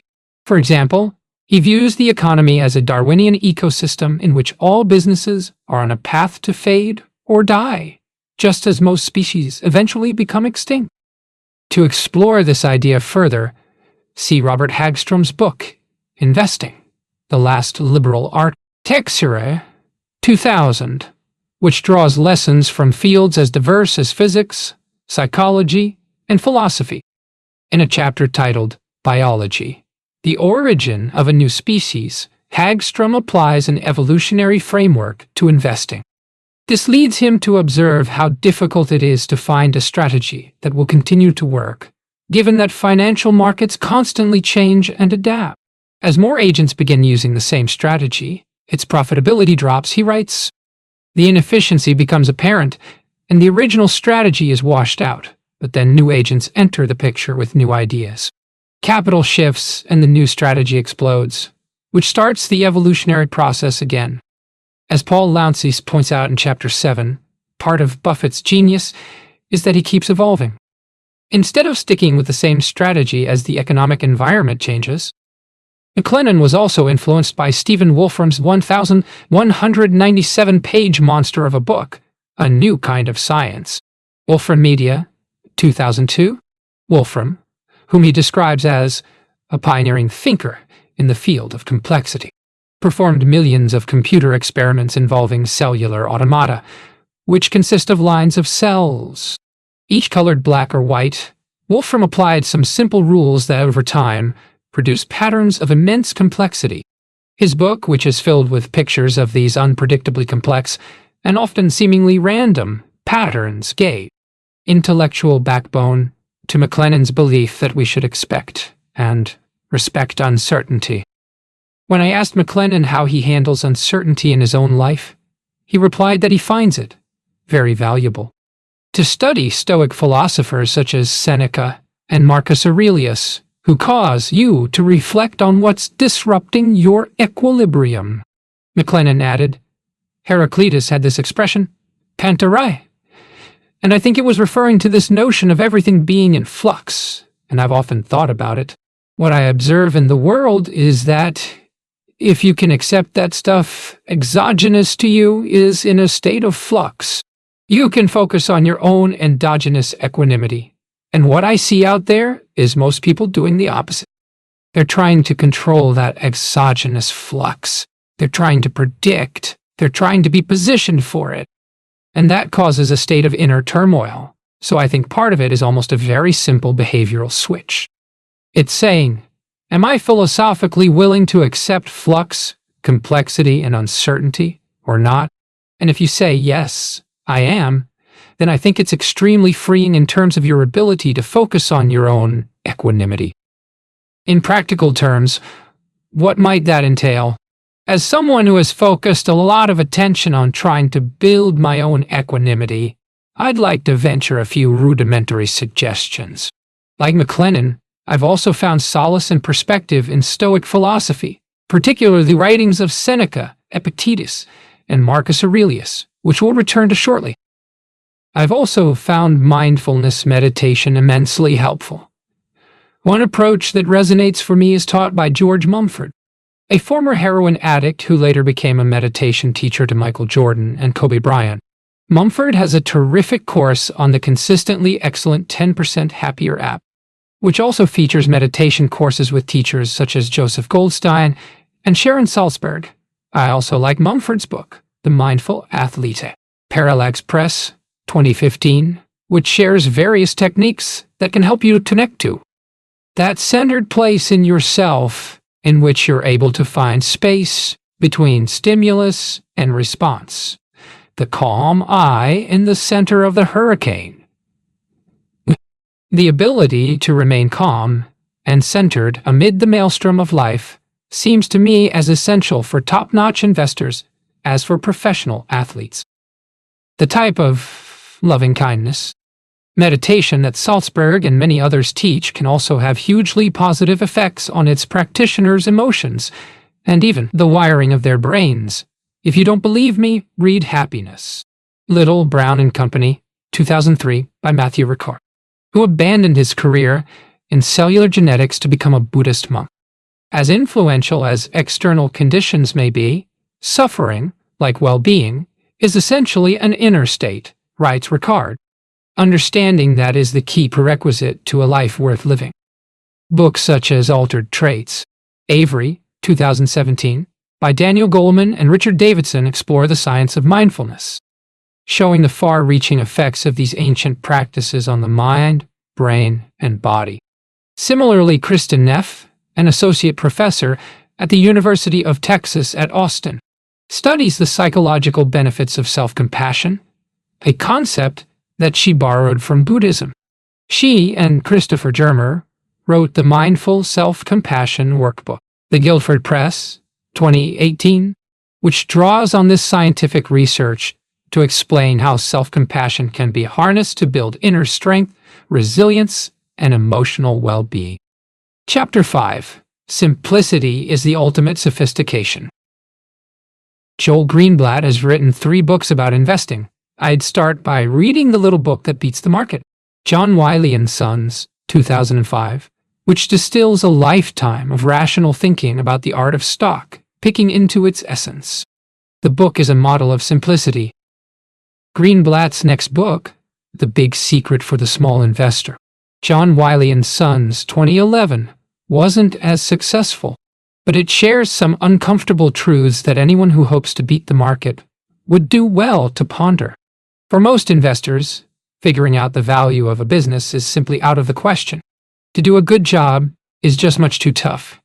He writes, "What about getting an expert to do it for us?" Due to fees and the way the investment business works, most active mutual fund managers underperform the market. Greenblatt's solution for most investors is to index. But he cautions that the garden variety of market cap-weighted index funds own too many overpriced stocks and too few bargains. Earlier in his career, Greenblatt also wrote You Can Be a Stock Market Genius, Fireside 1999, a sophisticated but entertaining guide to investing in specialized niches such as spin-offs, mergers, and bankruptcies. For investors with the analytical skills to navigate these deep waters, it's an invaluable book. A friend of mine who studied at Harvard Business School and has run a successful investment firm told me, "I personally made $10 million because of that book."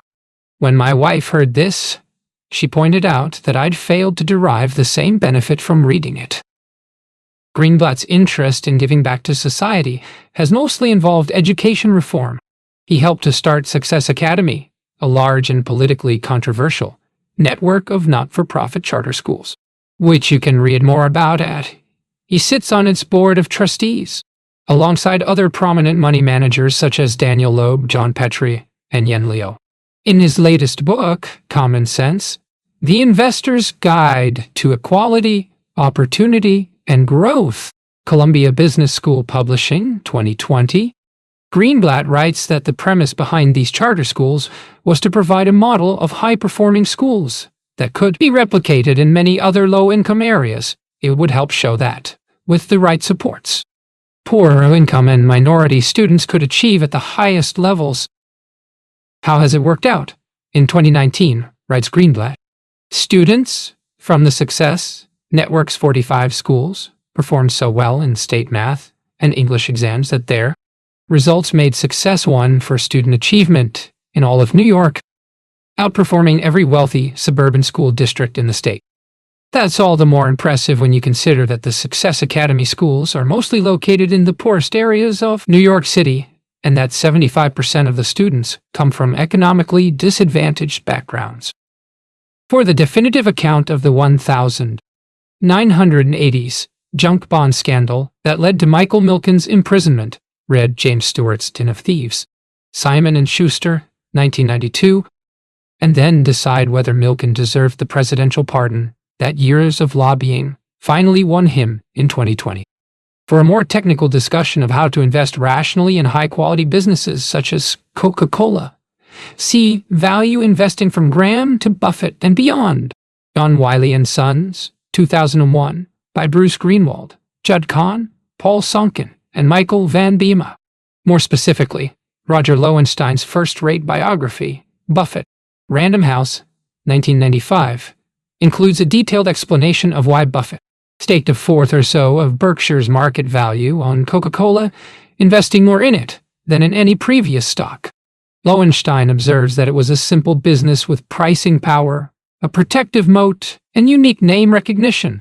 And even though the stock seemed expensive, the company's earning power was so strong that Buffett thought he was getting a Mercedes for the price of a Chevrolet.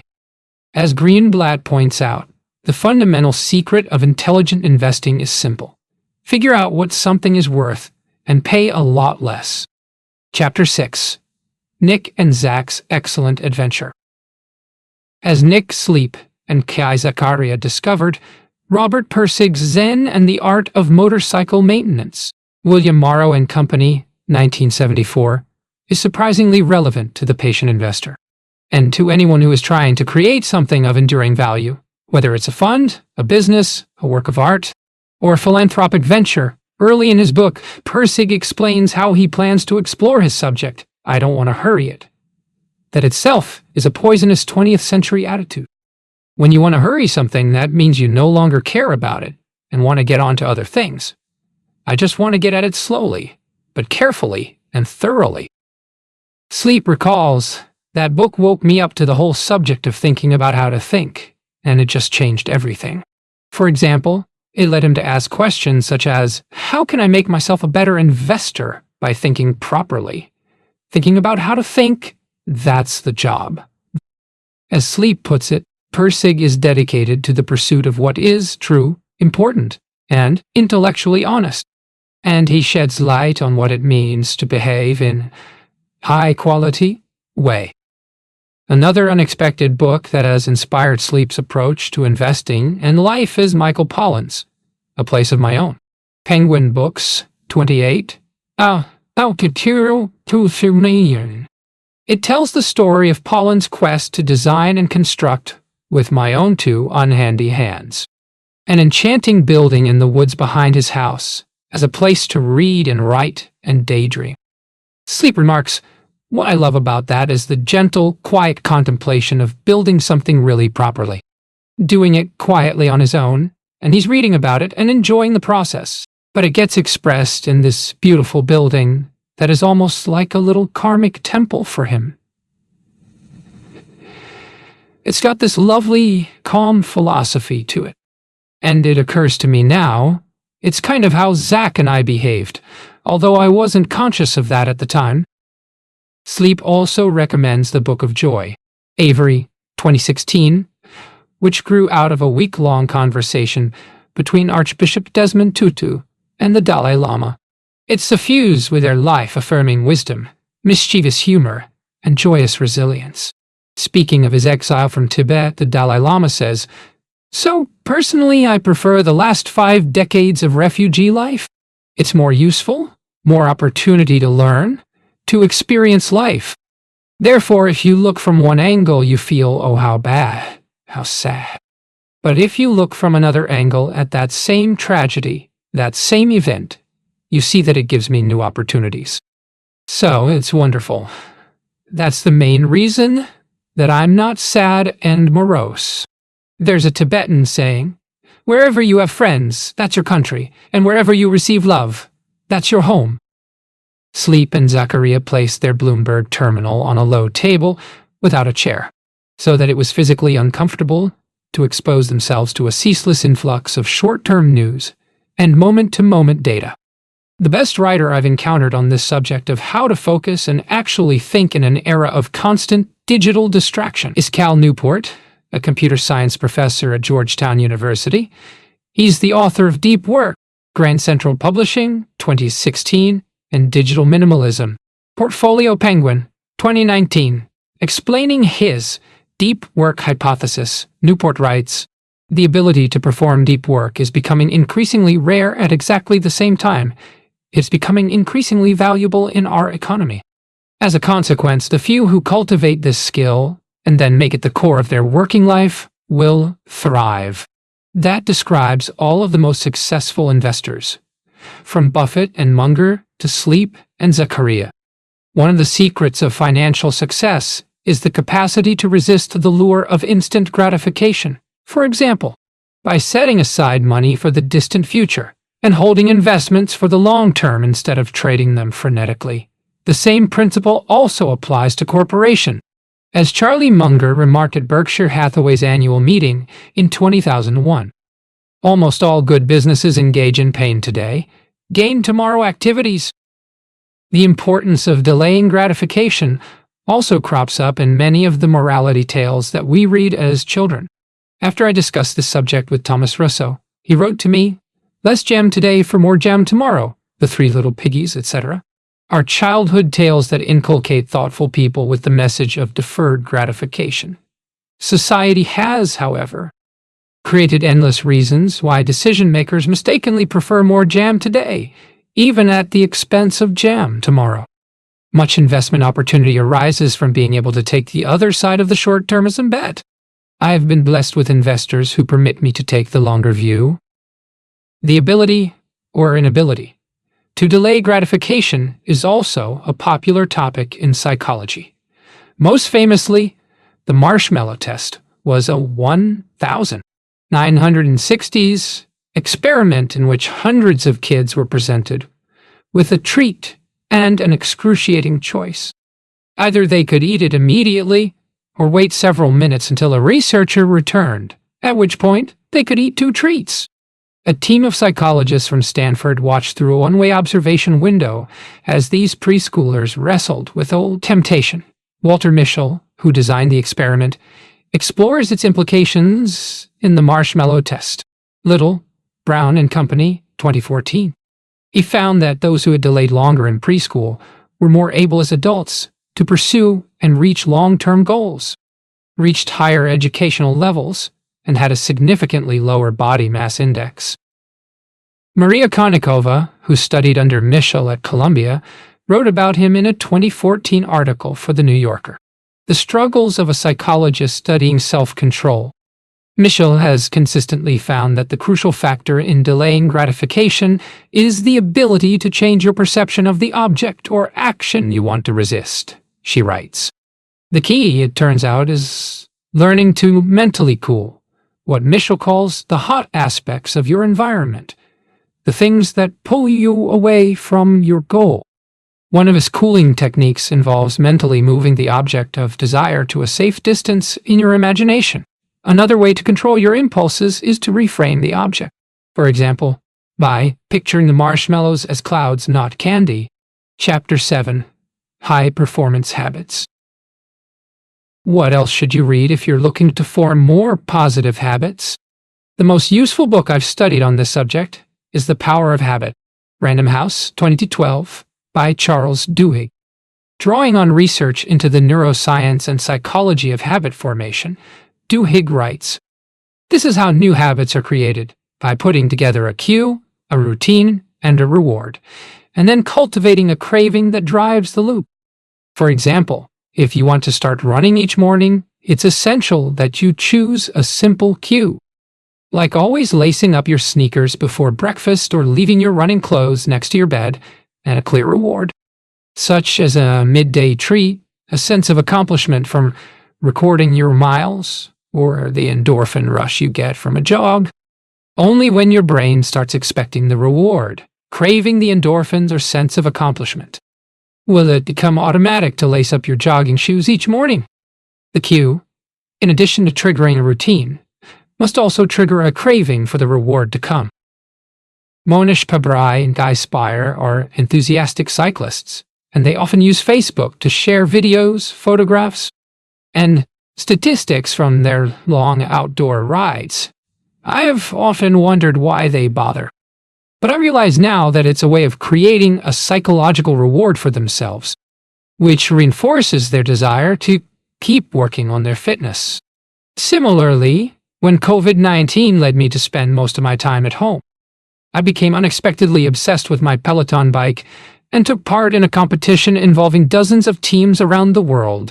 One of the highlights of each day came when my teammates and I shared charts detailing our heroic accomplishments. Tom Gaynor writes about the same 4 investment principles every year in Markle's annual report, but that's the point. His edge as an investor stems largely from his consistent application over 3 decades of the same sensible, disciplined, time-tested process. You can find an archive of his annual reports that they're worth reading each year because they're characterized by Gaynor's steady commitment to qualities such as humility, integrity, long-term thinking, continuous improvement, and service. I suspect that we benefit by osmosis from keeping the company of someone who operates this way. Gaynor's standard approach to everything from investing to exercise to nutrition is to be radically moderate, instead of adopting a more extreme strategy that would be less sustainable. His mindset is reminiscent of Aristotle's ancient teaching that enduring happiness comes from maintaining a harmonious balance known as the golden mean. Marinoff's book The Middle Way, Sterling Publishing TO. 2007 explains that Aristotle's study of Euclidean geometry, combined with his appreciation for the beauty of nature, persuaded the Greek philosopher that human behaviors ought also to be based on correct proportions.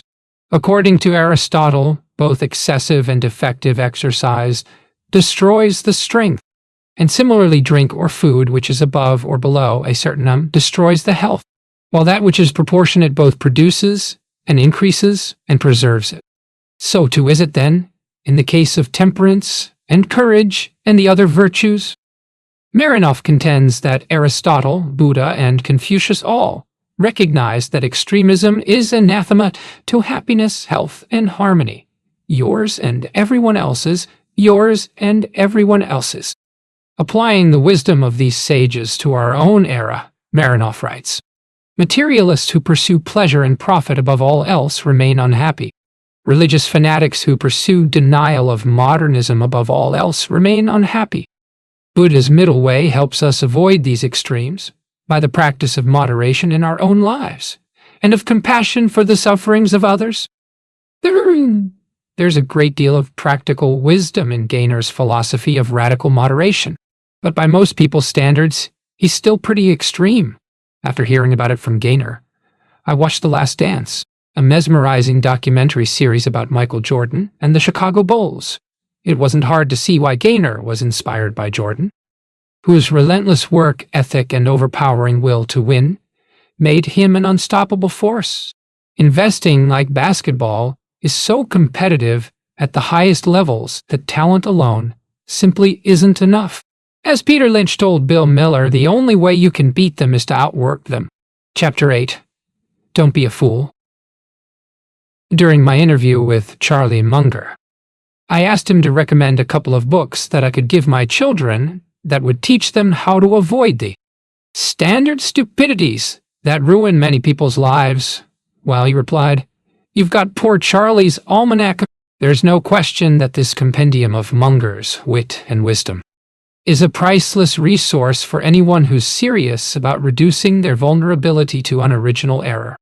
It includes the dazzling 1986 commencement speech in which he shared his prescriptions for guaranteed misery in life. Munger also mentioned to me the influence of the late Garrett Hardin, who helped him to develop the mental habit of inversion. Like Munger, Hardin solved problems backward by focusing first on what could go wrong, then trying to avoid that disastrous outcome. Hardin who was a human ecologist, wrote numerous books, including Filters Against Folly. Viking, 1985. In weighing the risks of various calamities, such as a failure of the power grid, Hardin writes that the only thing we can really count on in this uncertain world is human unreliability itself. For another take on the theme of our tragicomic fallibility, see The Folly of Fools. Basic Books, 2011, by Robert Trivers, a leading theorist in the field of evolutionary biology. It's a disconcerting exploration of our capacity for self-deception. Trivers argues that we store false information in our minds so we can use it to manipulate others. As he puts it, we lie to ourselves the better to lie to others. Like Munger and Hardin, Trivers pushes us to acknowledge how prone we are to error and how wary we ought to be of our own minds. If you're still inclined to trust your judgment, you might also want to read The Logic of Failure. Metropolitan Books, 1996, by Dietrich Derner, a psychologist who writes about the predictable and avoidable ways in which we mess up when faced with complex decisions. The cover of my copy features an old photograph of two elegantly dressed gentlemen inspecting a train that has tumbled off the tracks. If you want to learn more about Munger's way of thinking, the logical starting point is Trent Griffin's Charlie Munger, Columbia University Press, 2015. It's a concise book filled with clear-headed insights about how to behave rationally in markets and life. Serious Munger aficionados should also do battle with Peter Bevelin's idiosyncratic books, starting with Seeking Wisdom, PCA Publications, 27, which is dense and difficult but worth the effort, followed by All I Want to Know Is Where I'm Going to Die, So I'll Never Go There, PCA Publications, 2016. Joel Tillinghast, who has generated superb returns over 3 decades as the manager of Fidelity's low-priced stock fund, is also the author of Big Money, Think Small, Columbia University Press, 2017. It's a helpful guide for the regular investor, with plenty of common-sense advice on how to succeed by avoiding mistakes. Tillinghast closes his book with a simple insight that might just as easily have come from Munger, Pabrai, Greenblatt, or Marx. Above all, always look for investments that are worth a great deal more than you are paying for them.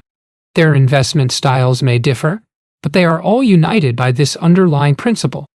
Munger has deeply immersed himself in Benjamin Franklin's writings, including his autobiography, as a self-proclaimed biography nut. He's also well-versed in books about Franklin, by authors such as Carl Van Doren and Walter Isaacson. When I asked Munger what he'd learned from Franklin about how to reduce folly, he replied, "Ben Franklin, I learned a lot from the self-control, not showing off how smart you are, not being so argumentative. Now, he learned it better than I did. I still offend people in a way that Ben Franklin got over." When I read Franklin's book, Poor Richard's Almanac, I could see throughout it aspects of Munger's philosophy of business and life. For example, Franklin writes, "Tricks and treachery are the practice of fools that have not wit enough to be honest. And a rich rogue is like a fat hog who never does good till as dead as a log. And he that lies down with dogs shall rise up with fleas. And an empty bag cannot stand upright. And glass, china, and reputation are easily cracked and never well mended.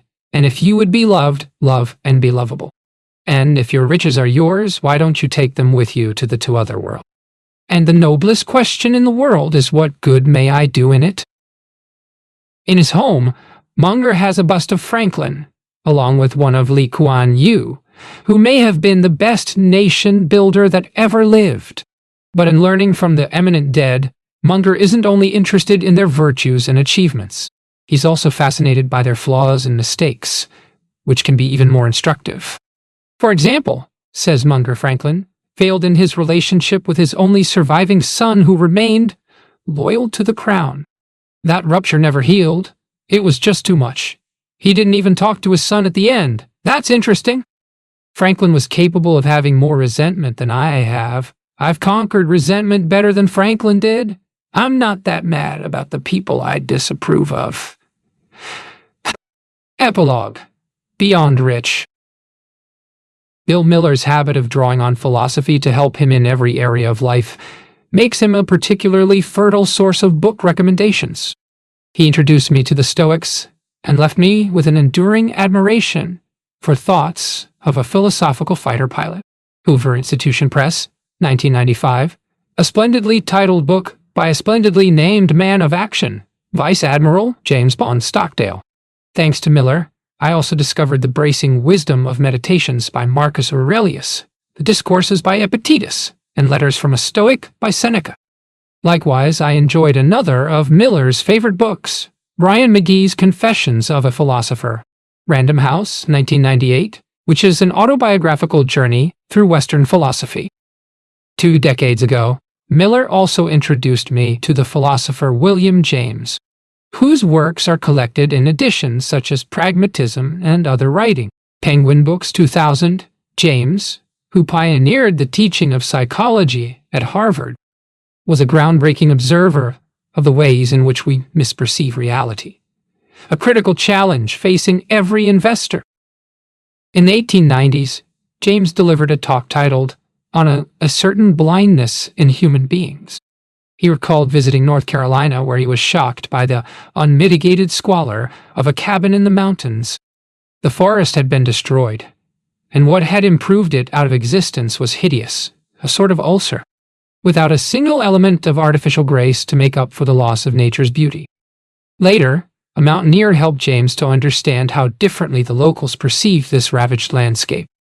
For them, the cabin was a warrant of safety for self and wife and babes, and the clearing was a symbol redolent with moral memories, and sang a very paean of duty, struggle, and success.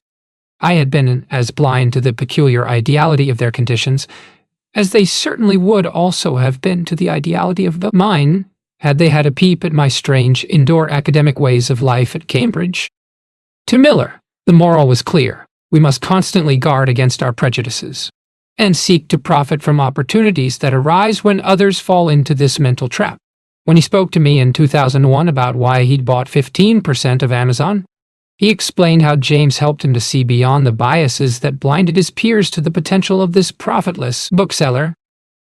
To learn more about James, read Louis Manon's The Metaphysical Club, Farrar, Straus and Giroux, 2001, which explores the beliefs of 4 great thinkers, James, Charles Sanders Peirce, Oliver Wendell Holmes, Jr., and John Dewey.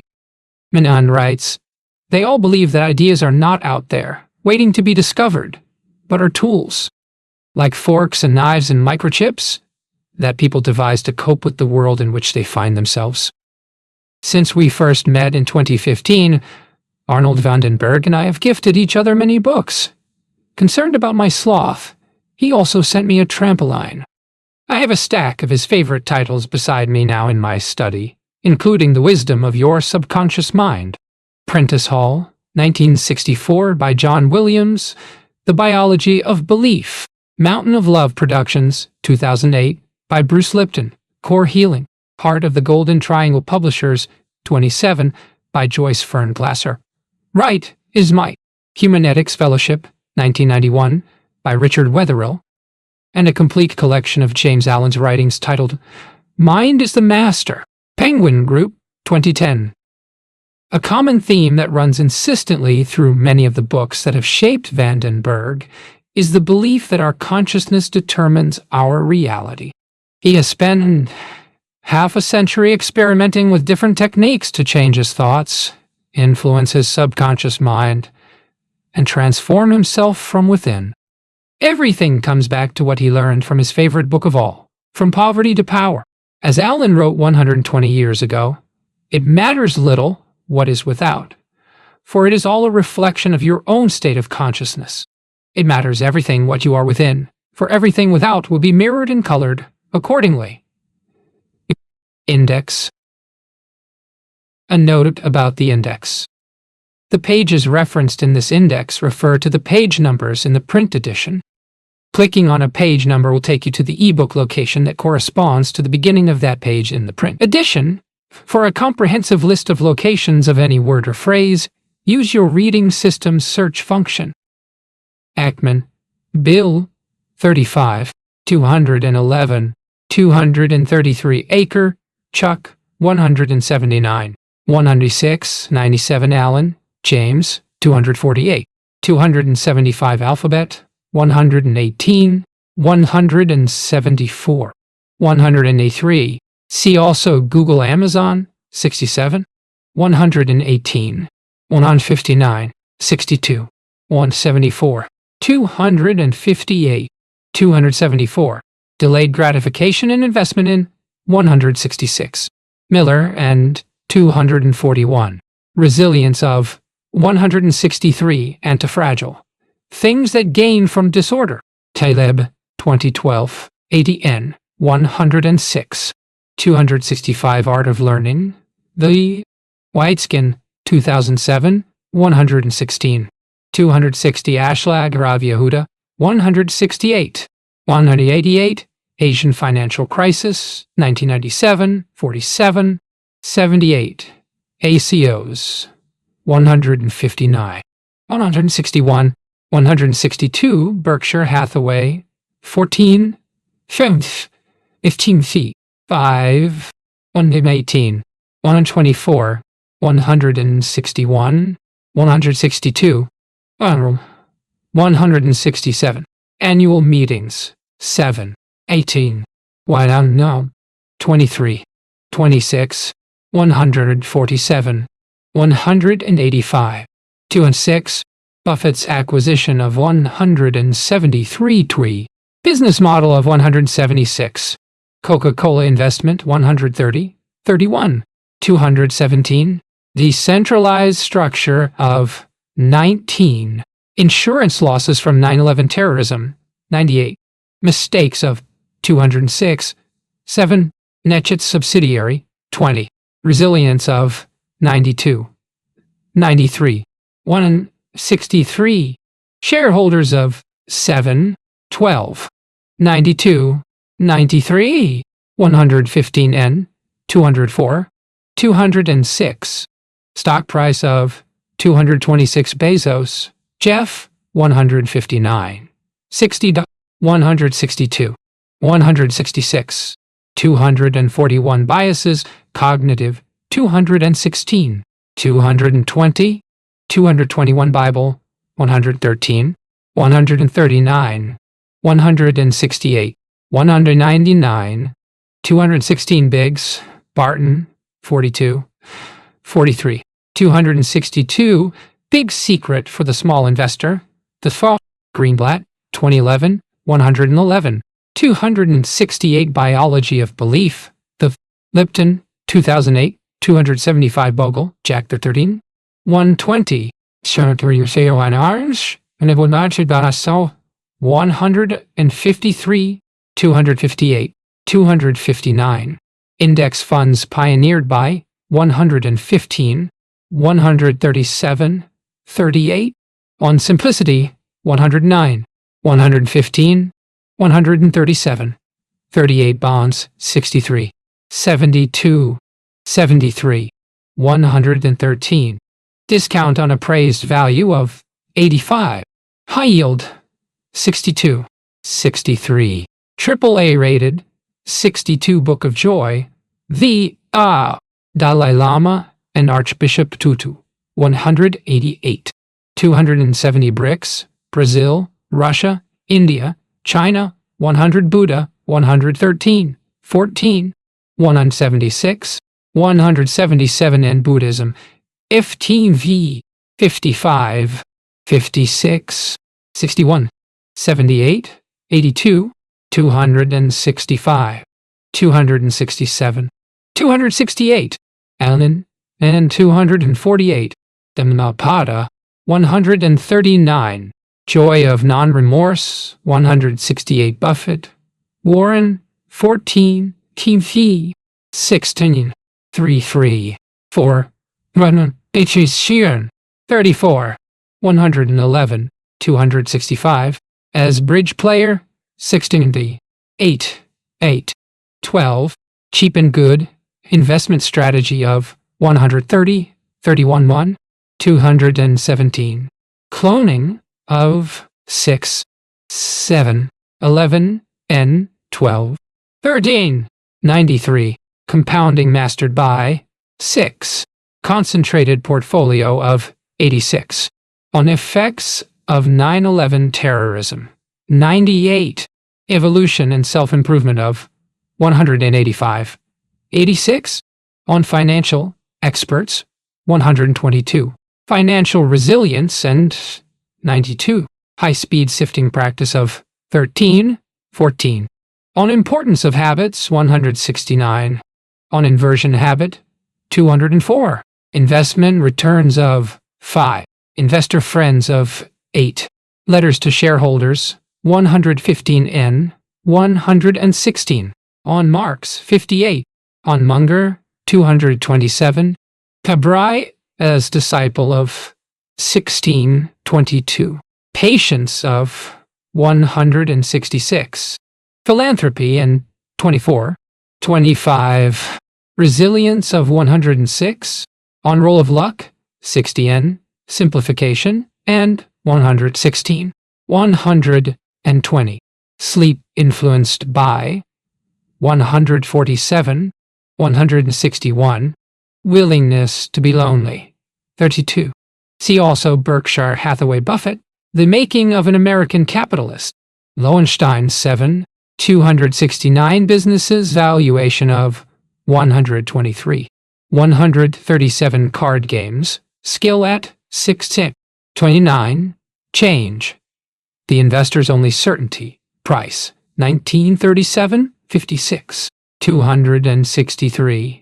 64 charities, 23, 37, 143, 161, 185, Gentle Capitalism and 164, Glide Foundation, 18, Tithing, and 51. See also Dakshana Foundation China, Emergence of 98, 186, 225, 266 Chu, Francis, 11, 12, 200, 201, Cigar Butt Businesses, 155, 156, 159, 217 Citibank, 62, 64, 67 Columbia Business School, 9, 83, 94, 125. Advanced Investment Research Course, 219.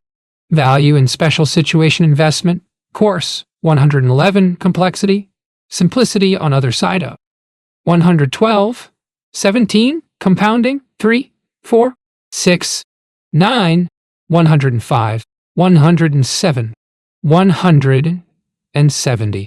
Cheap and Good, Investment Strategy, and 135. Dependable Companies for 173. Of Goodwill, 179. Confucius, 176. 177. And Costco, 160. And 160. 161. 162. 226. Delayed gratification and investment in 166. Resilience of 163. COVID-19 pandemic, United States, XX, 11, 59, 117, 223. Business cycle, and 99. Near-term impacts of 149. Resilience of businesses, and 163. Stock market plunge during 68. 92. 103 credit, 62. Credit crisis, 2008. 74. 78. Credit cycle, 264. Fluctuating availability of 70. Crowd or herd behavior, 71. 221. Cyclicality, 70. 72. 74. 78. Daily Journal Corporation, 199. 200. 214. 224. 225. 228. Dakshana Foundation, 2. 24. 26. 259. Dalai Lama, 188. 242. 262. 270. Danoff, Will, 117. 20. 181. 84. Darwin, Charles, 15 v. 216 Davis, Christopher, 33, 34. 200. 261. 264 Davis, Shelby Column 34. 261 Davis, Shelby M. 34. 261 Debt, 63. 115. 129. Debt Cycle, 264. Distressed, 58. 64. Relative to GDP, 98. Staying power eroded by 93. Decision-making, emotion, and 221. 22 Hun. 224. 25 Deutsche Bank, 144. 146. 147 Diversification, 85. 102. 177. 226.com Bubble, 14. 48. 49. 59. 78. Illusion of overvalued stocks, and 147. 209. Pressure to buy.com stocks, 89 Dow Jones Industrial Average, 16. 40. 98 Newton, Druckenmiller, Stanley, 66. 187 Economies of Scale, 159. 163. 258 Efficient Market Hypothesis, 61.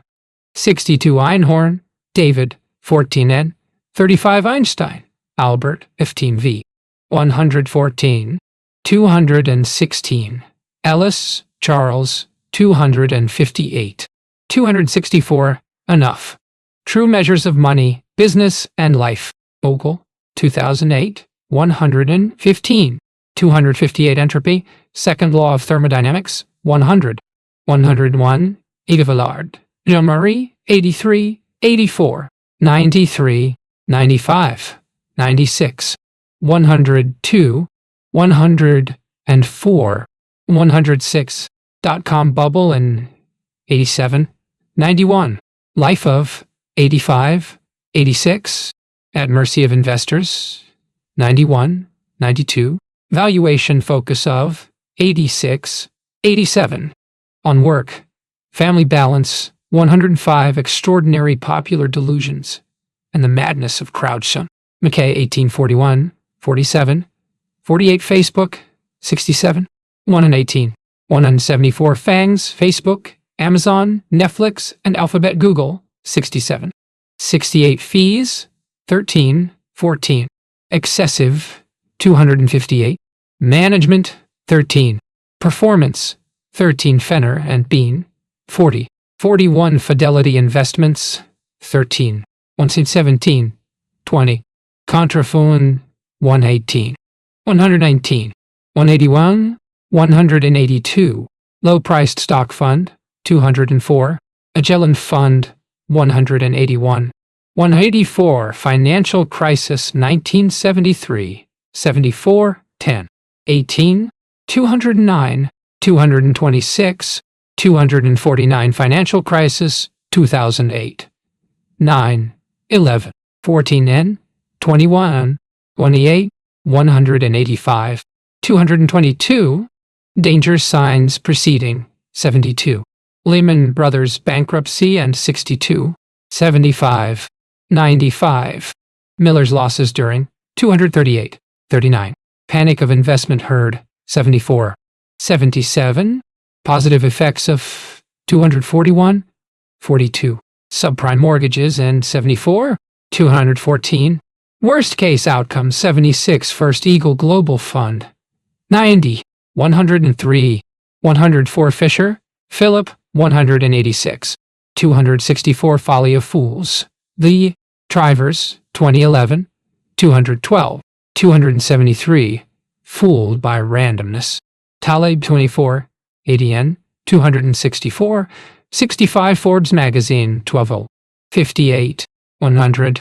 21, 148 Ford, Henry, 158, 159 Franklin, Benjamin, Iftifi, 213, 273, 74 From Poverty to Power, Allen, 1901, 248, 252, 275 Galbraith, John Kenneth, 51-1, 65, 70, 71 Gambling, 16 Desi, 126, 225, 258, 59 Gates, Bill, 25, 60 and Gaynor, Tom, 169, 72, 197, 205, aggregation of marginal gains, and 172, 81.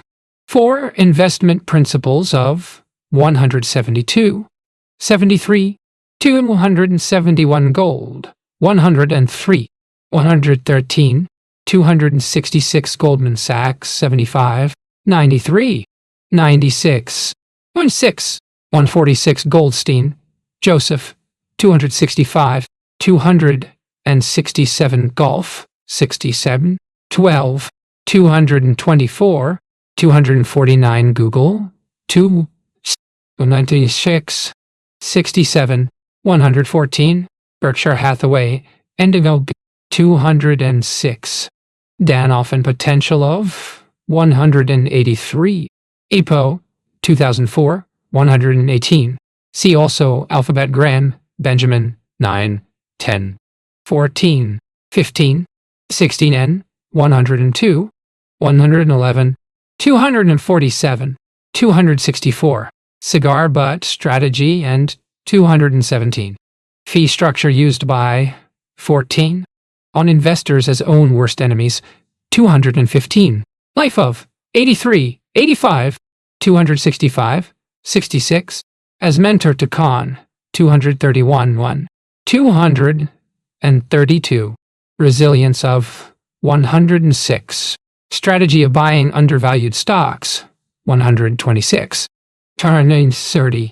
Value-oriented principles, 91 Graham, Benjamin. Writings of The Intelligent Investor, 1949, 9, 84, 85, 87, 121, 123. Oneador Bekana Yara Southfair, 186, 195, 266. Security Analysis, 1934, 83, 91, 121. 266 Gratification, delayed or deferred, 160, 165, 166, 168, 270, 271. Instant, 139, 142, 165, 168, 194, 270, 271 Great Depression, 13. 16 Sayan, 39, 41, 42, 51, 175, N. Crash of 1929 and 85, 97, 231, Low point of equity market, 63, Resilience in face of 85 Greenblatt, Joel, the Stoughton, 109, 12, Piece of Stars, 264. Cheap and Good, as Magic Formula, 130. 36. Efficiency of Markets, and 121. 25. 4 Simple Lessons from 137. 38. Major Market Loss Suffered by 237. 38. Simplification, and 120. 182. Ugly Duckling Companies, and 125, 128, 30. Unfair Bets of 125, 29. At Wharton, 120, 21. Gundlach, Jeffrey, 8. Taven, 174. Habits, 15 v. 8, 271. Harden, Garrett, 202, 271. 72. Harris Lord, 159. 180. Hawkins, David, 21-1, 260.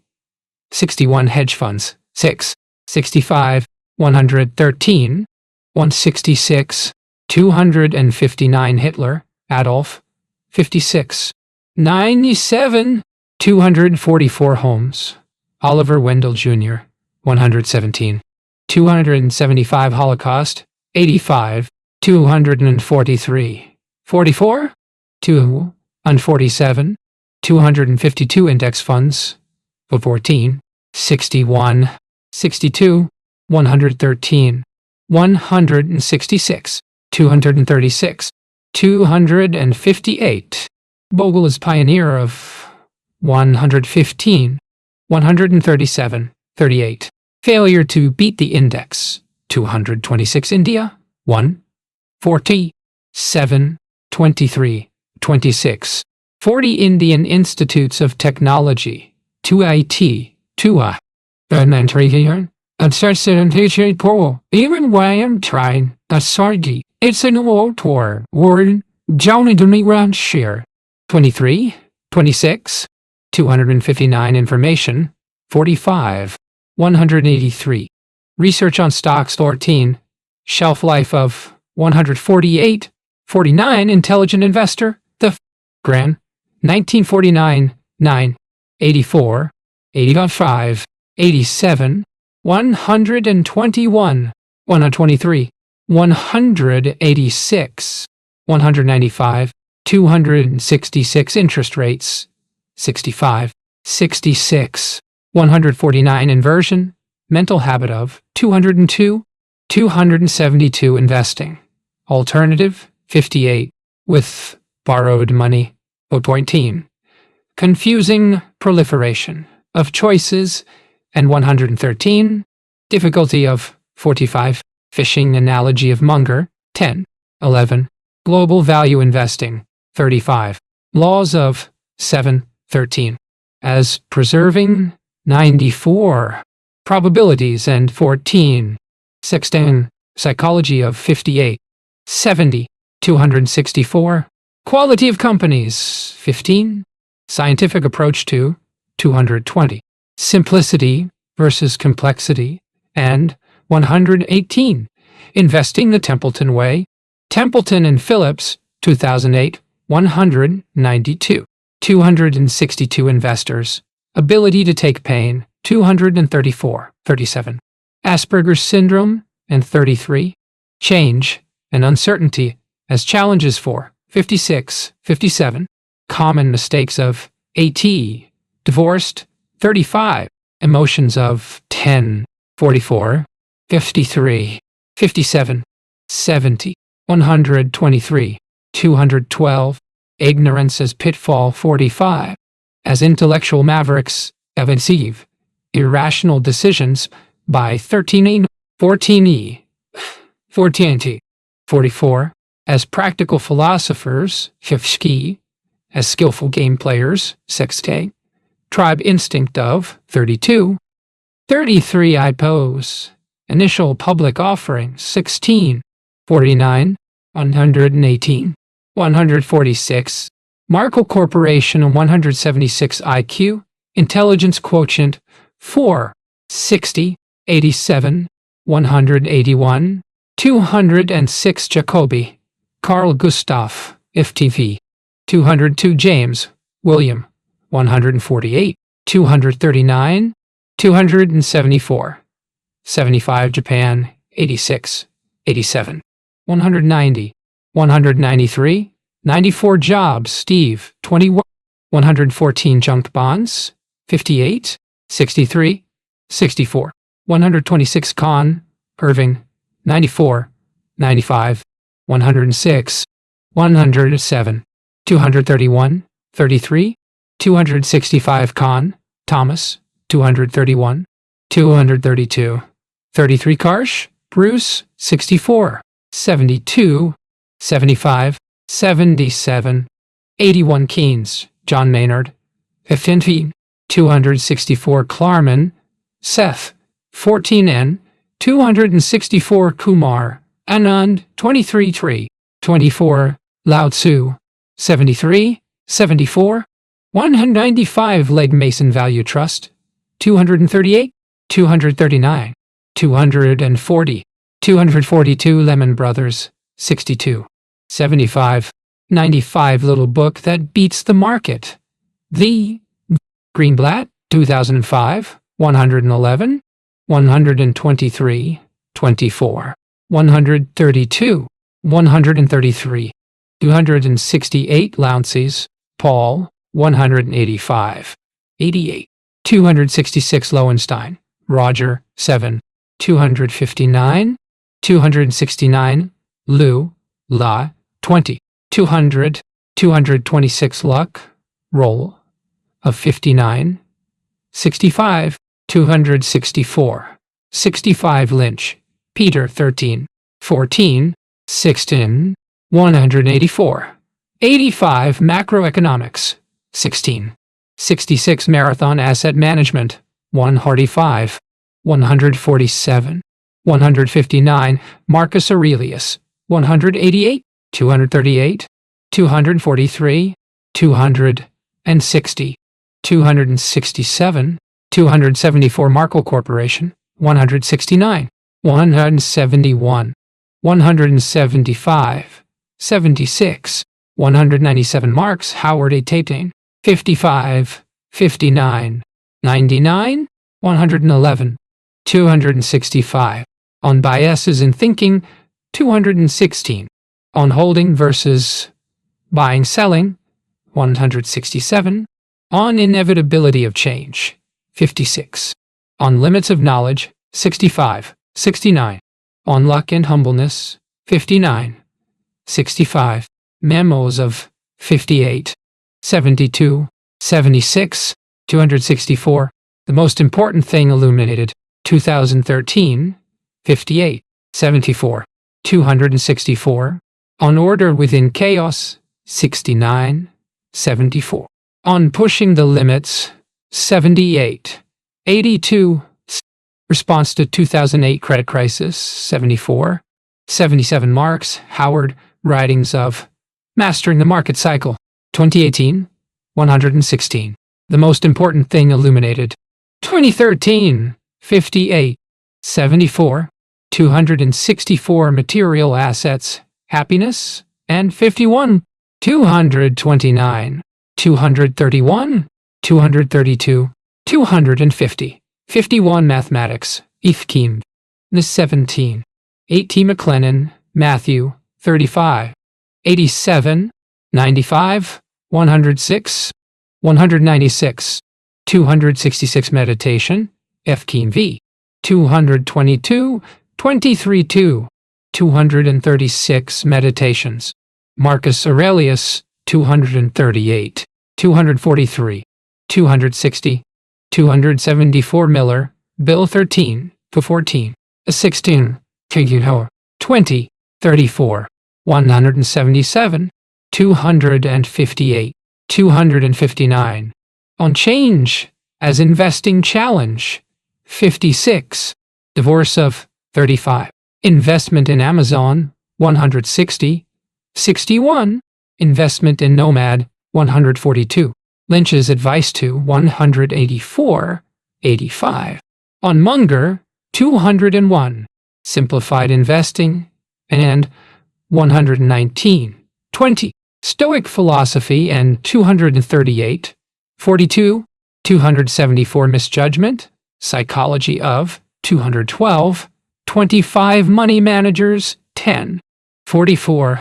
263 Montaigne, Michel de, 56. 59. 264 Moody's Corporation, 63. 130. 31 Most Important Thing, the Uncommon Sense for the Thoughtful Investor. Marx, 58.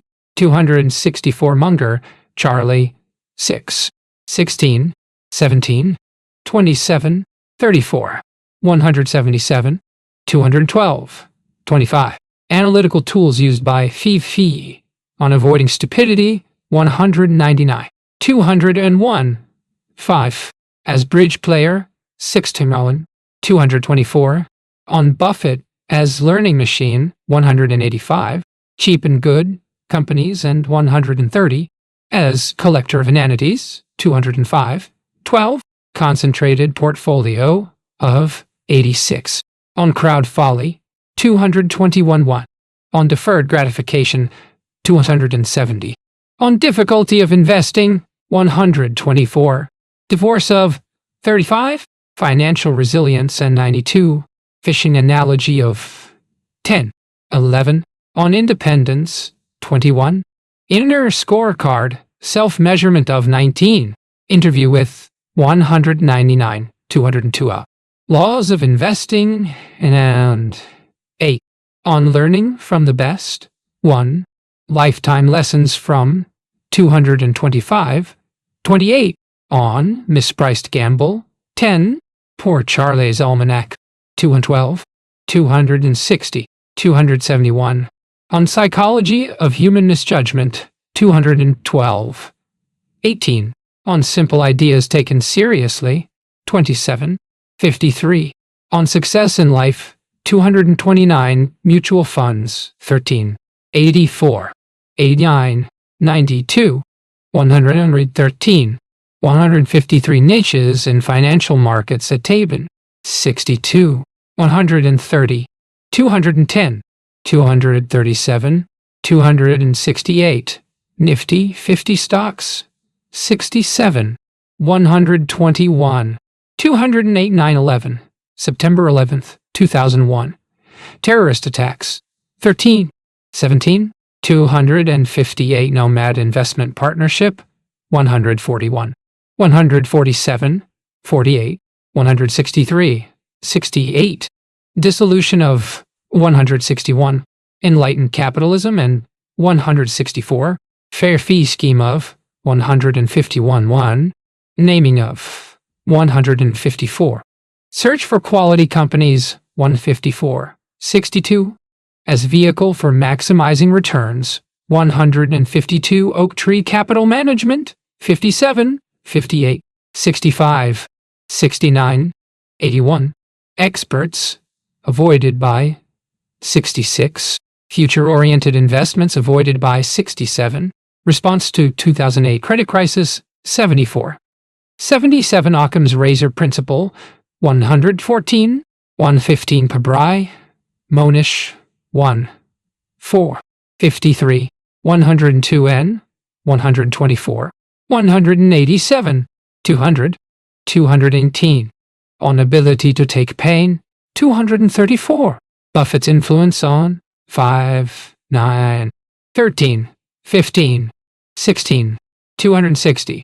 Cloning, practice of 6, 7, 13, 16, 20, 23, 259, 60.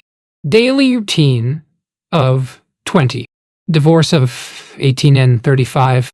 Family of 4, 5, 18, 26. Healthy habits of 271. Laws of investing and 7, 13. Lessons from 27, 29. Philanthropic projects of 23, 26. Power lunch with Buffett 16, 22. Selective stock picking of 13, 16. On sleep as exceptional investor, 142. Stoic philosophy and 243. Transtech Consulting Company 5, 13. Truthfulness as value of 21, 22. 1, 28. 260, 61. 1. Undervalued stocks and 16, 17. Patience, value of 10, 11. 17, 46. 166. Philanthropy of Pabrai, 23, 26. Of Templeton, 37, 44. 261. Persig, Robert, 140, 41. 269. Poor Charlie's Almanac Ow, Munger, 2005, 212. 260. 271. Power versus Force, the hidden determinants of human behavior. Hawkins, 21, 22. 261. Price, Michael Tovin, 62, 111. 265. 66. Probabilities in investing, 14. Sexting, 17. Weddish reading, value of 8, 12, 19. 20. Resilience, financial, 92, 99, 16, 7. 236. Risk-reward trade-offs, but 16. 49. Bursts, 42. 126, 138, 210, Rochon, Francois, 200 Romain, Bill 14, 15, 16, 188 N, 196 Rousseau, Thomas, 167, 270 S&P, Standard & Poor's, 500 Index, 30, 6, 62, 119, 175, 235, beating the S&P 500,000, 118, 181, 238, cheap and good, investment strategy, and 132, 134, 135, COVID-19 pandemic, and 68, erratic lurches of 121, lagging funds 214, safety, margin of 9, 15, 85, 212, as financial law of gravity 209, popular assets and 100 security analysis, Graham and Dodd 1934, 83, 91, 121, 266 Seneca 97, 267, 274 Sequoia Fund 4 fee 15, 196, 211 shareholders 20, 258 of Berkshire Hathaway 7, 12, 92, 93, 115 N, 204, 206, fund managers and whims of 110, Japanese versus American priorities, and 103, 94, of Nomad Investment Partnership, 155, 160, rights of 16 short selling, 16, 49, 262, Schubenstein, Ken, 219, 24 Sleep, Nick, 24, 139, 42, 269, 70, aggregation of marginal gains, and 180, Buffett as influence on 147, 161, early career 144, 45, 5 lessons from 163, 68, on Munger's investment speeches 212, 13, Nomad Investment Partnership, and 147, 48, Search for Quality Companies, 154, 62, Short-term financial data minimized by 148, 54, 270 Sojin International, 84, 87, 88, 89, 95 Spire Guy 18, 19, 20, 27, 218, 261, on Buffett's resilience, 93, on compounding of goodwill, 179, healthy habits of 271, on sleep as exceptional investor, 142 sports, 15 v, 34, 112, 158, stock market,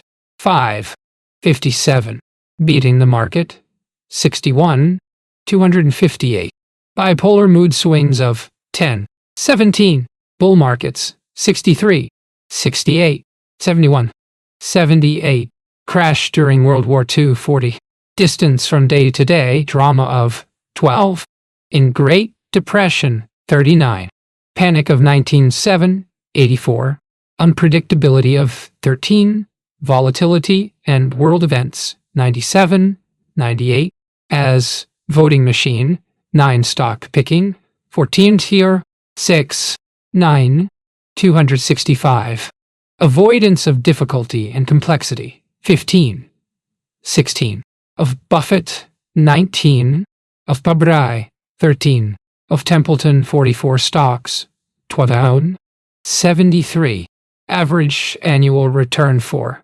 67, biotech, 204, discount on appraised value of 85, foreign and domestic, 113, holding periods for 153, 54, housing, 185, mispriced, 12, 125, Nifty 50, 67, 121, 208, as ownership shares, 121.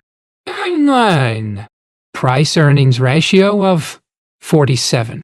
Pricing of 120, 121, 134. Private market value of 249. Renting of 104. Research on 14. Stocks follow earnings, 118, 119. Super stocks, 71. Technology and Internet, 48, 67, 146. Undervalued, 14, 16, 17. 51 Stoicism, 238, 43. 274 Suzuki, Shunryu, 55, 79. 263. Taleb, Nassim Nicholas, 106. 264. 65 Tarasov, Josh, 179. 265 Tech Bubble, bursting of, 13. 16. 90 Templeton, Sir John Doe 12. 16. 31. 35. 64. Discipline and Self-Mastery, of 50. 54. 262. 63. On Happiness and Wealth, 229. 30. As Maverick Investor, 36. 40. Philanthropic Projects of 261. As Poker Player, 62. 39. 6 Guiding Principles of 43. 49. On Superior Performance, 31. Wartime Bet of 40-43.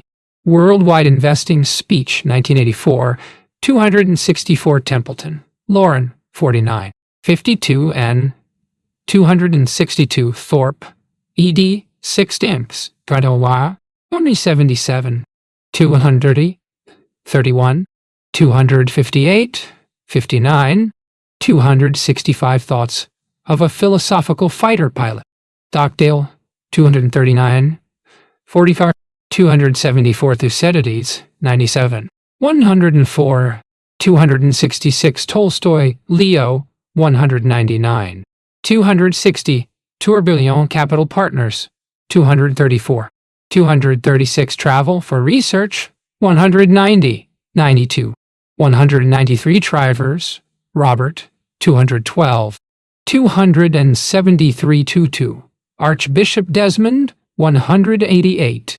262, 270, Ugly Duckling Companies, 102, 128, 30 Uncertainty, 11, 56, 85, 117, 265, 267, Intrinsic Nature of 100, Investors Scared Away by 17, Respect for 97, Undervalued Stocks and 16, 17, Valiant Pharmaceuticals, 15, 211, 235, Vandenberg, Arnold, 243, 52, 261, 275, Vanguard Group, 13, 115, 153, Vinnick, Jeff, 181, 82, 184, Whiteskin, Josh, 115,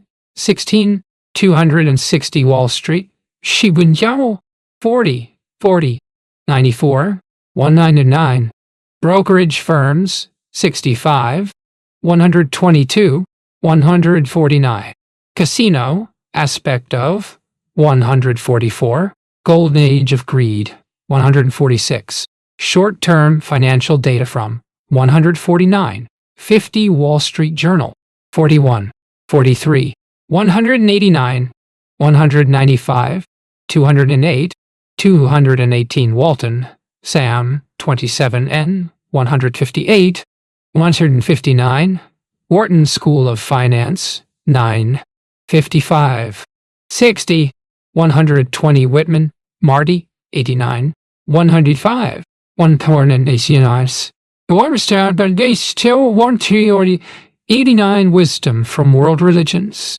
Templeton Foundation Press, 2002, 50, 52, 53, 262, Wojciech, Francois Marie, 56, 71 women, in investment business, 189, 95 World War II, 40, 43, 54, 56, 85, 86, 243, 44, you can be a stock market genius.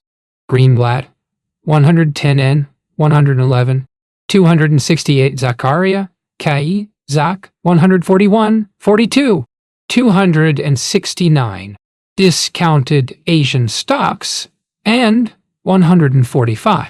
Dot-com bubble and 146, 47. 5 lessons from 163. 68. Introduction to investment business, 143.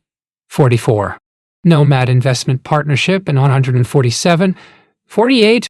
Search for quality companies, 154. 62.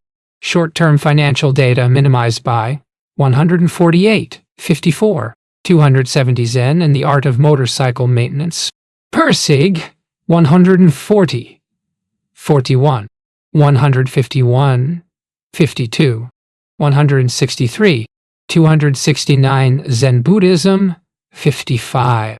263. Minimalist Aesthetic of 114. Satori, Enlightenment, in 61 Sen, Mind, Beginner's Mind. Suzuki, 55. 263 Zweig Jason, 195. 266 Introduction. One of Runyon's greatest short stories is The Ideal of Miss Sarah Brown, which inspired the musical Guys and Dolls. The hero, a high-rolling gambler nicknamed the Sky, receives invaluable advice from his father about the perils of overconfidence. A warning that every investor would do well to internalize. Son, the old guy says, no matter how far you travel or how smart you get, always remember this. Someday, somewhere, he says, a guy is going to come to you and show you a nice brand new deck of cards on which the seal is never broken. And this guy is going to offer to bet you that the Jack of Spades will jump out of this deck and squirt cider in your ear.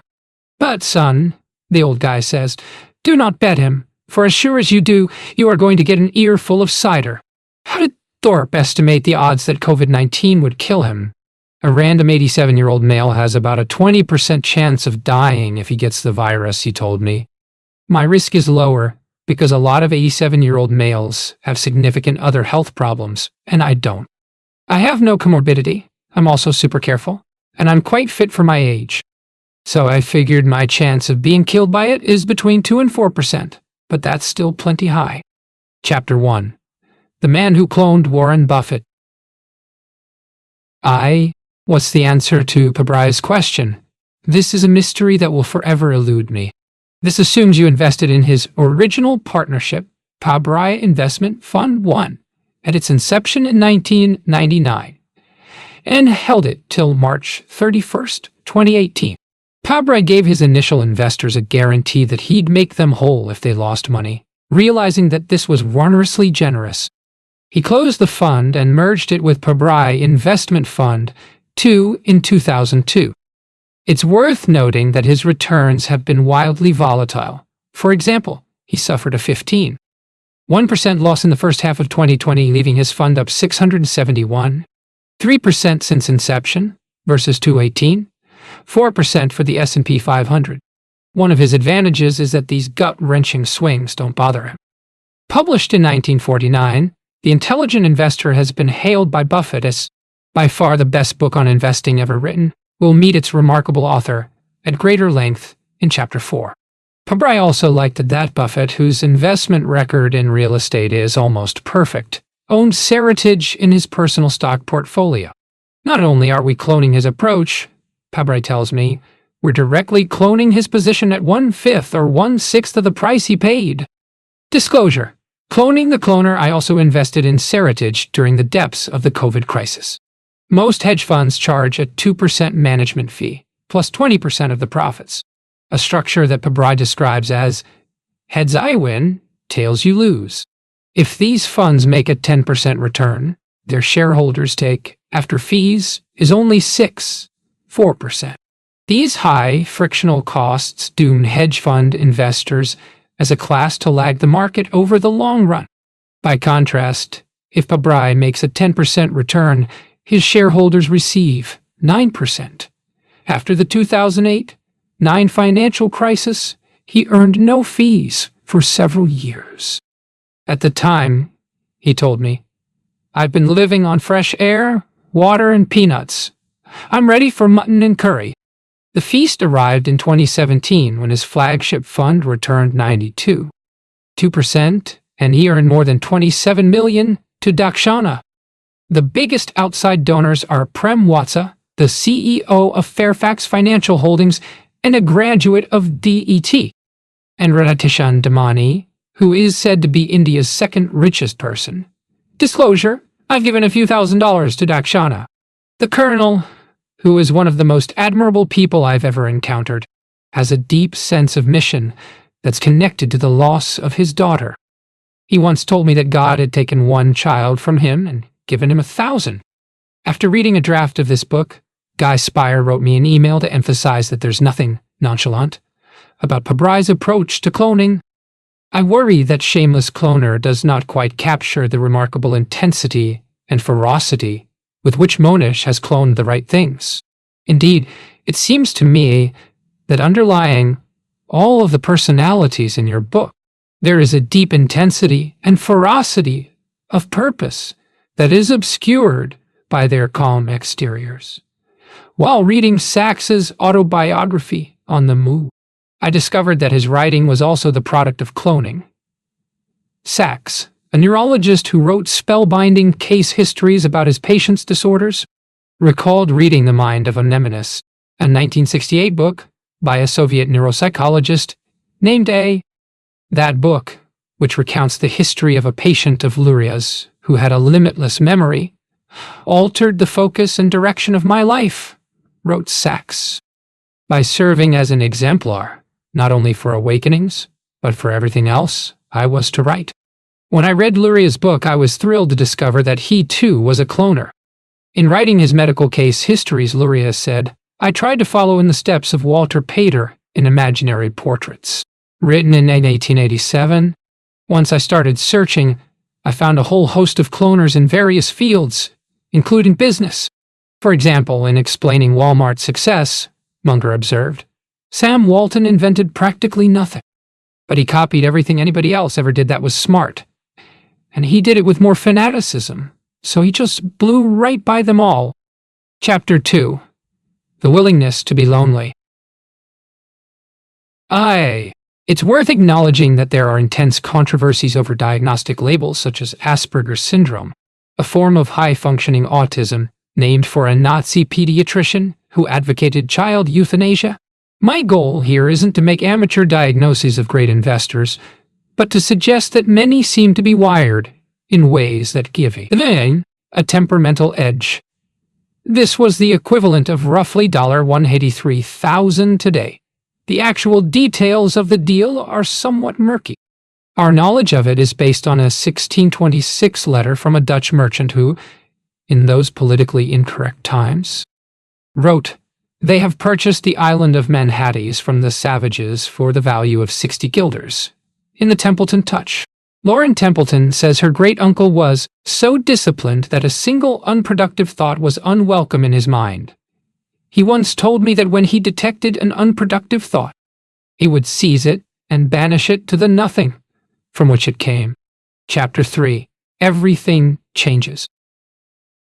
Shunryu Suzuki Roshi, a famous Zen teacher, used the Japanese phrase shogyo mujo, which he translated as "everything is changing." Price, who was dubbed the father of growth investing, founded his eponymous company in 1937. Today, it's a global behemoth with more than $1 trillion in assets.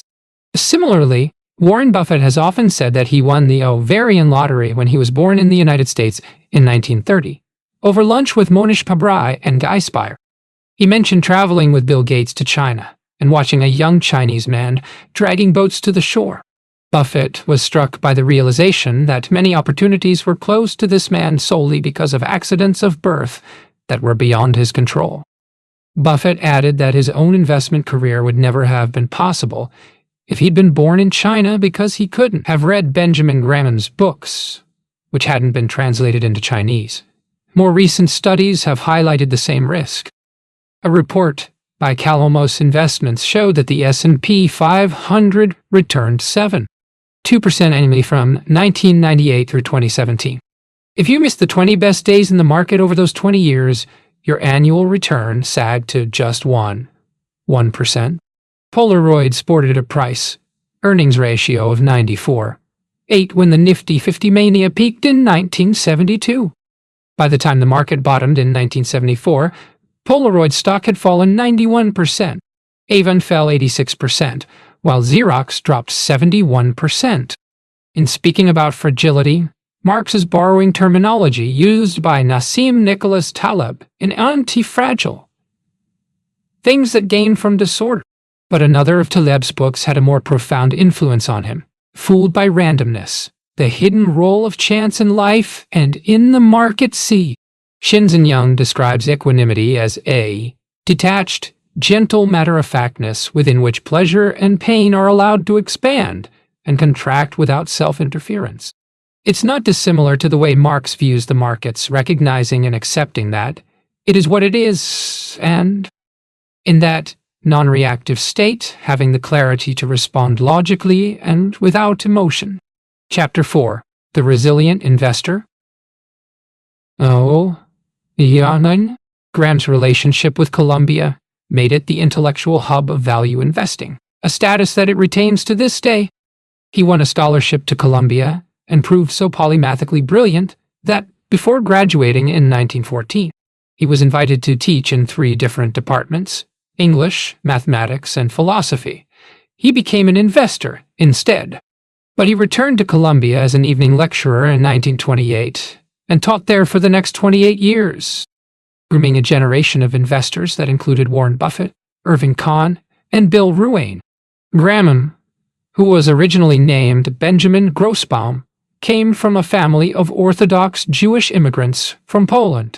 As someone who shares that background, I think it's not unreasonable to draw a connection between his family history, which was fraught with the persecution and danger faced by Eastern European Jews, and his investment philosophy, which centered on mitigating risk and seeking safety. When I ask Eilert if he remains a practicing Catholic, he replies, "I do believe, but the church annoys me." He's a non-tribal outsider, not only as an investor, but even in his religious life. Biologically, Kahn was a magnificent specimen. He seldom exercised, had an insatiable appetite for red meat, and smoked until he was about 50, yet still made it to the age of 109. It makes you wonder how long he would have lived if he'd taken better care of himself. His son Thomas says Irving's inquisitive mind helped to keep him young. But he also had spectacular genes. He was one of 4 siblings who lived beyond 100. In Against the Gods, The Remarkable Story of Risk, Peter Bernstein writes that total returns averaged only 7% a year from 1926 to 1945. Meanwhile, the standard deviation of annual returns, a measure of their variation from the mean, was 37% a year. It was an awful combination: lackluster returns and sickening volatility. Indeed, the decades after 1945 proved to be a glorious era for investors. Those who learned from 1926 to 1945 that stocks were too treacherous to touch would have missed out as the Dow Jones Industrial Average rocketed from about 150 in 1945 to almost 1,000 in 1966.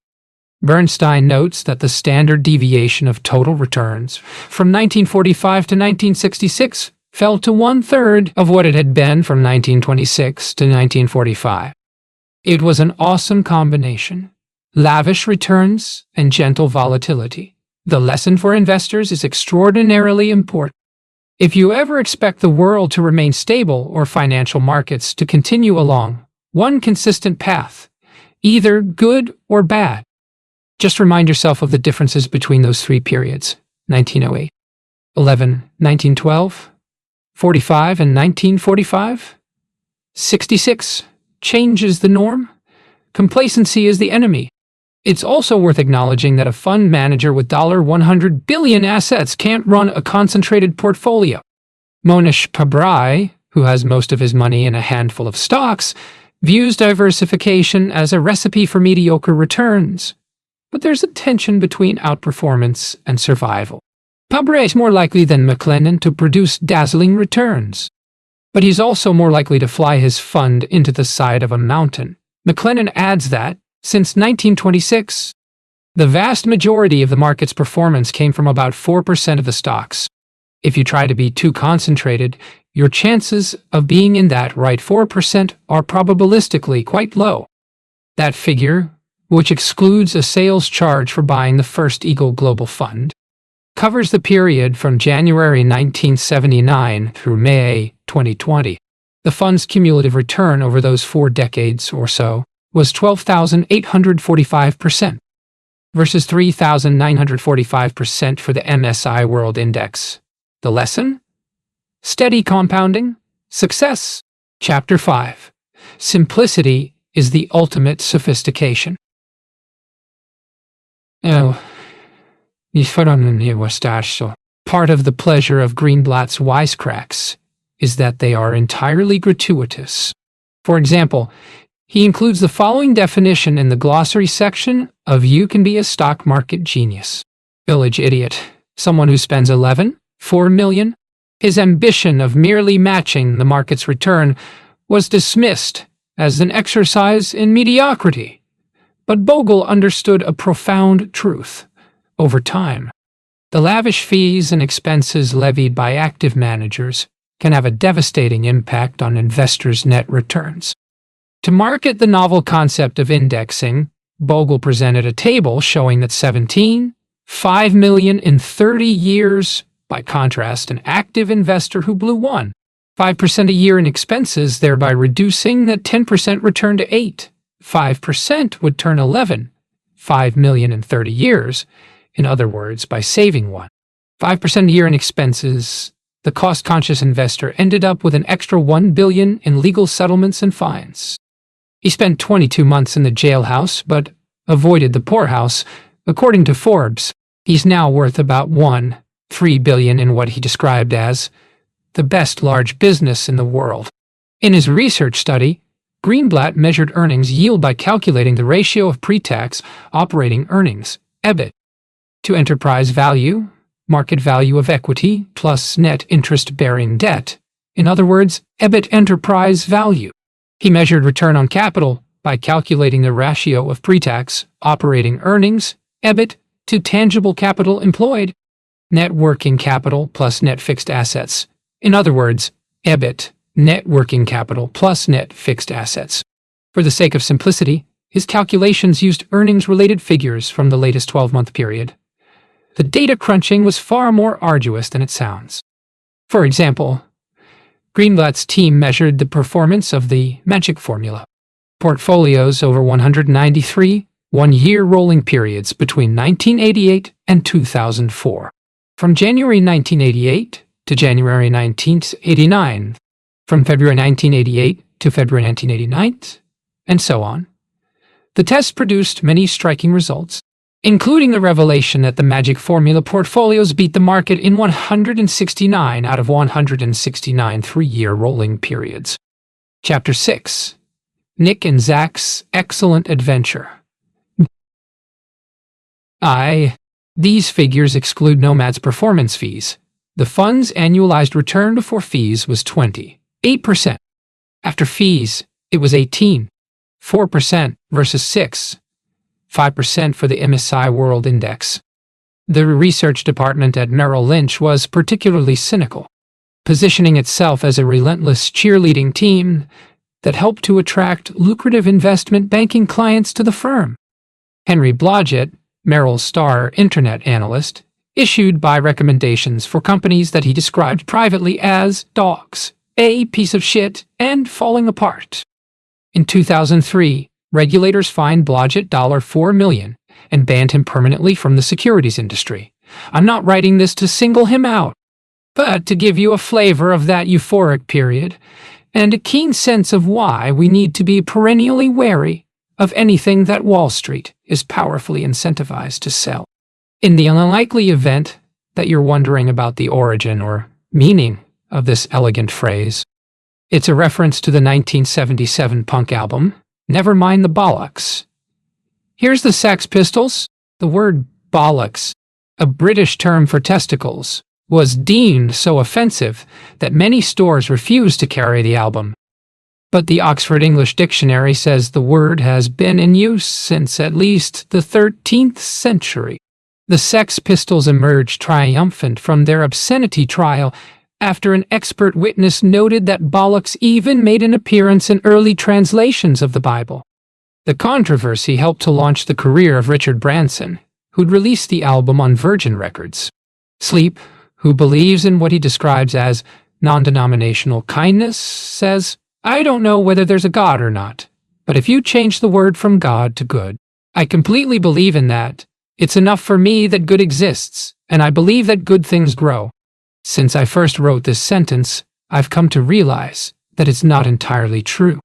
In reality, I often check my portfolio several times a day during stressful periods such as the COVID-19 pandemic. It's a nervous habit that's more harmful than helpful. On the plus side, it hasn't yet driven me to make any impetuous investment moves.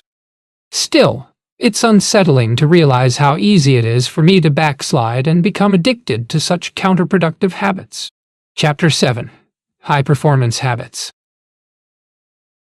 I'm not suggesting that Gaynor's way of eating and exercising would work equally well for everyone, given the complex interplay of factors such as genetics and metabolism, but I'm confident that his approach would work better for most of us than Buffett's health regimen, which includes breakfast at McDonald's on his way to the office, heartbreaking quantities of red meat, and rivers of Coca-Cola.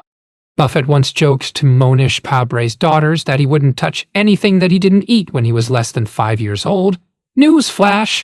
When we spoke again in 2020, Gaynor informed me, "This morning, as I stepped on my scale, I was 189. His steady, persistent effort had paid off, and he had finally returned to what he weighed 30 years ago. Gaynor's father, who was his biggest influence, was the embodiment of good-humored resilience. He grew up in the Great Depression, which bankrupted the family's glass-making business, plunging them into poverty.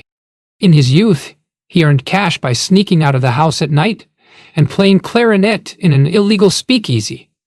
He fought in World War II and was shot in the knee. He later qualified as an accountant, bought a liquor store, and put together small property deals.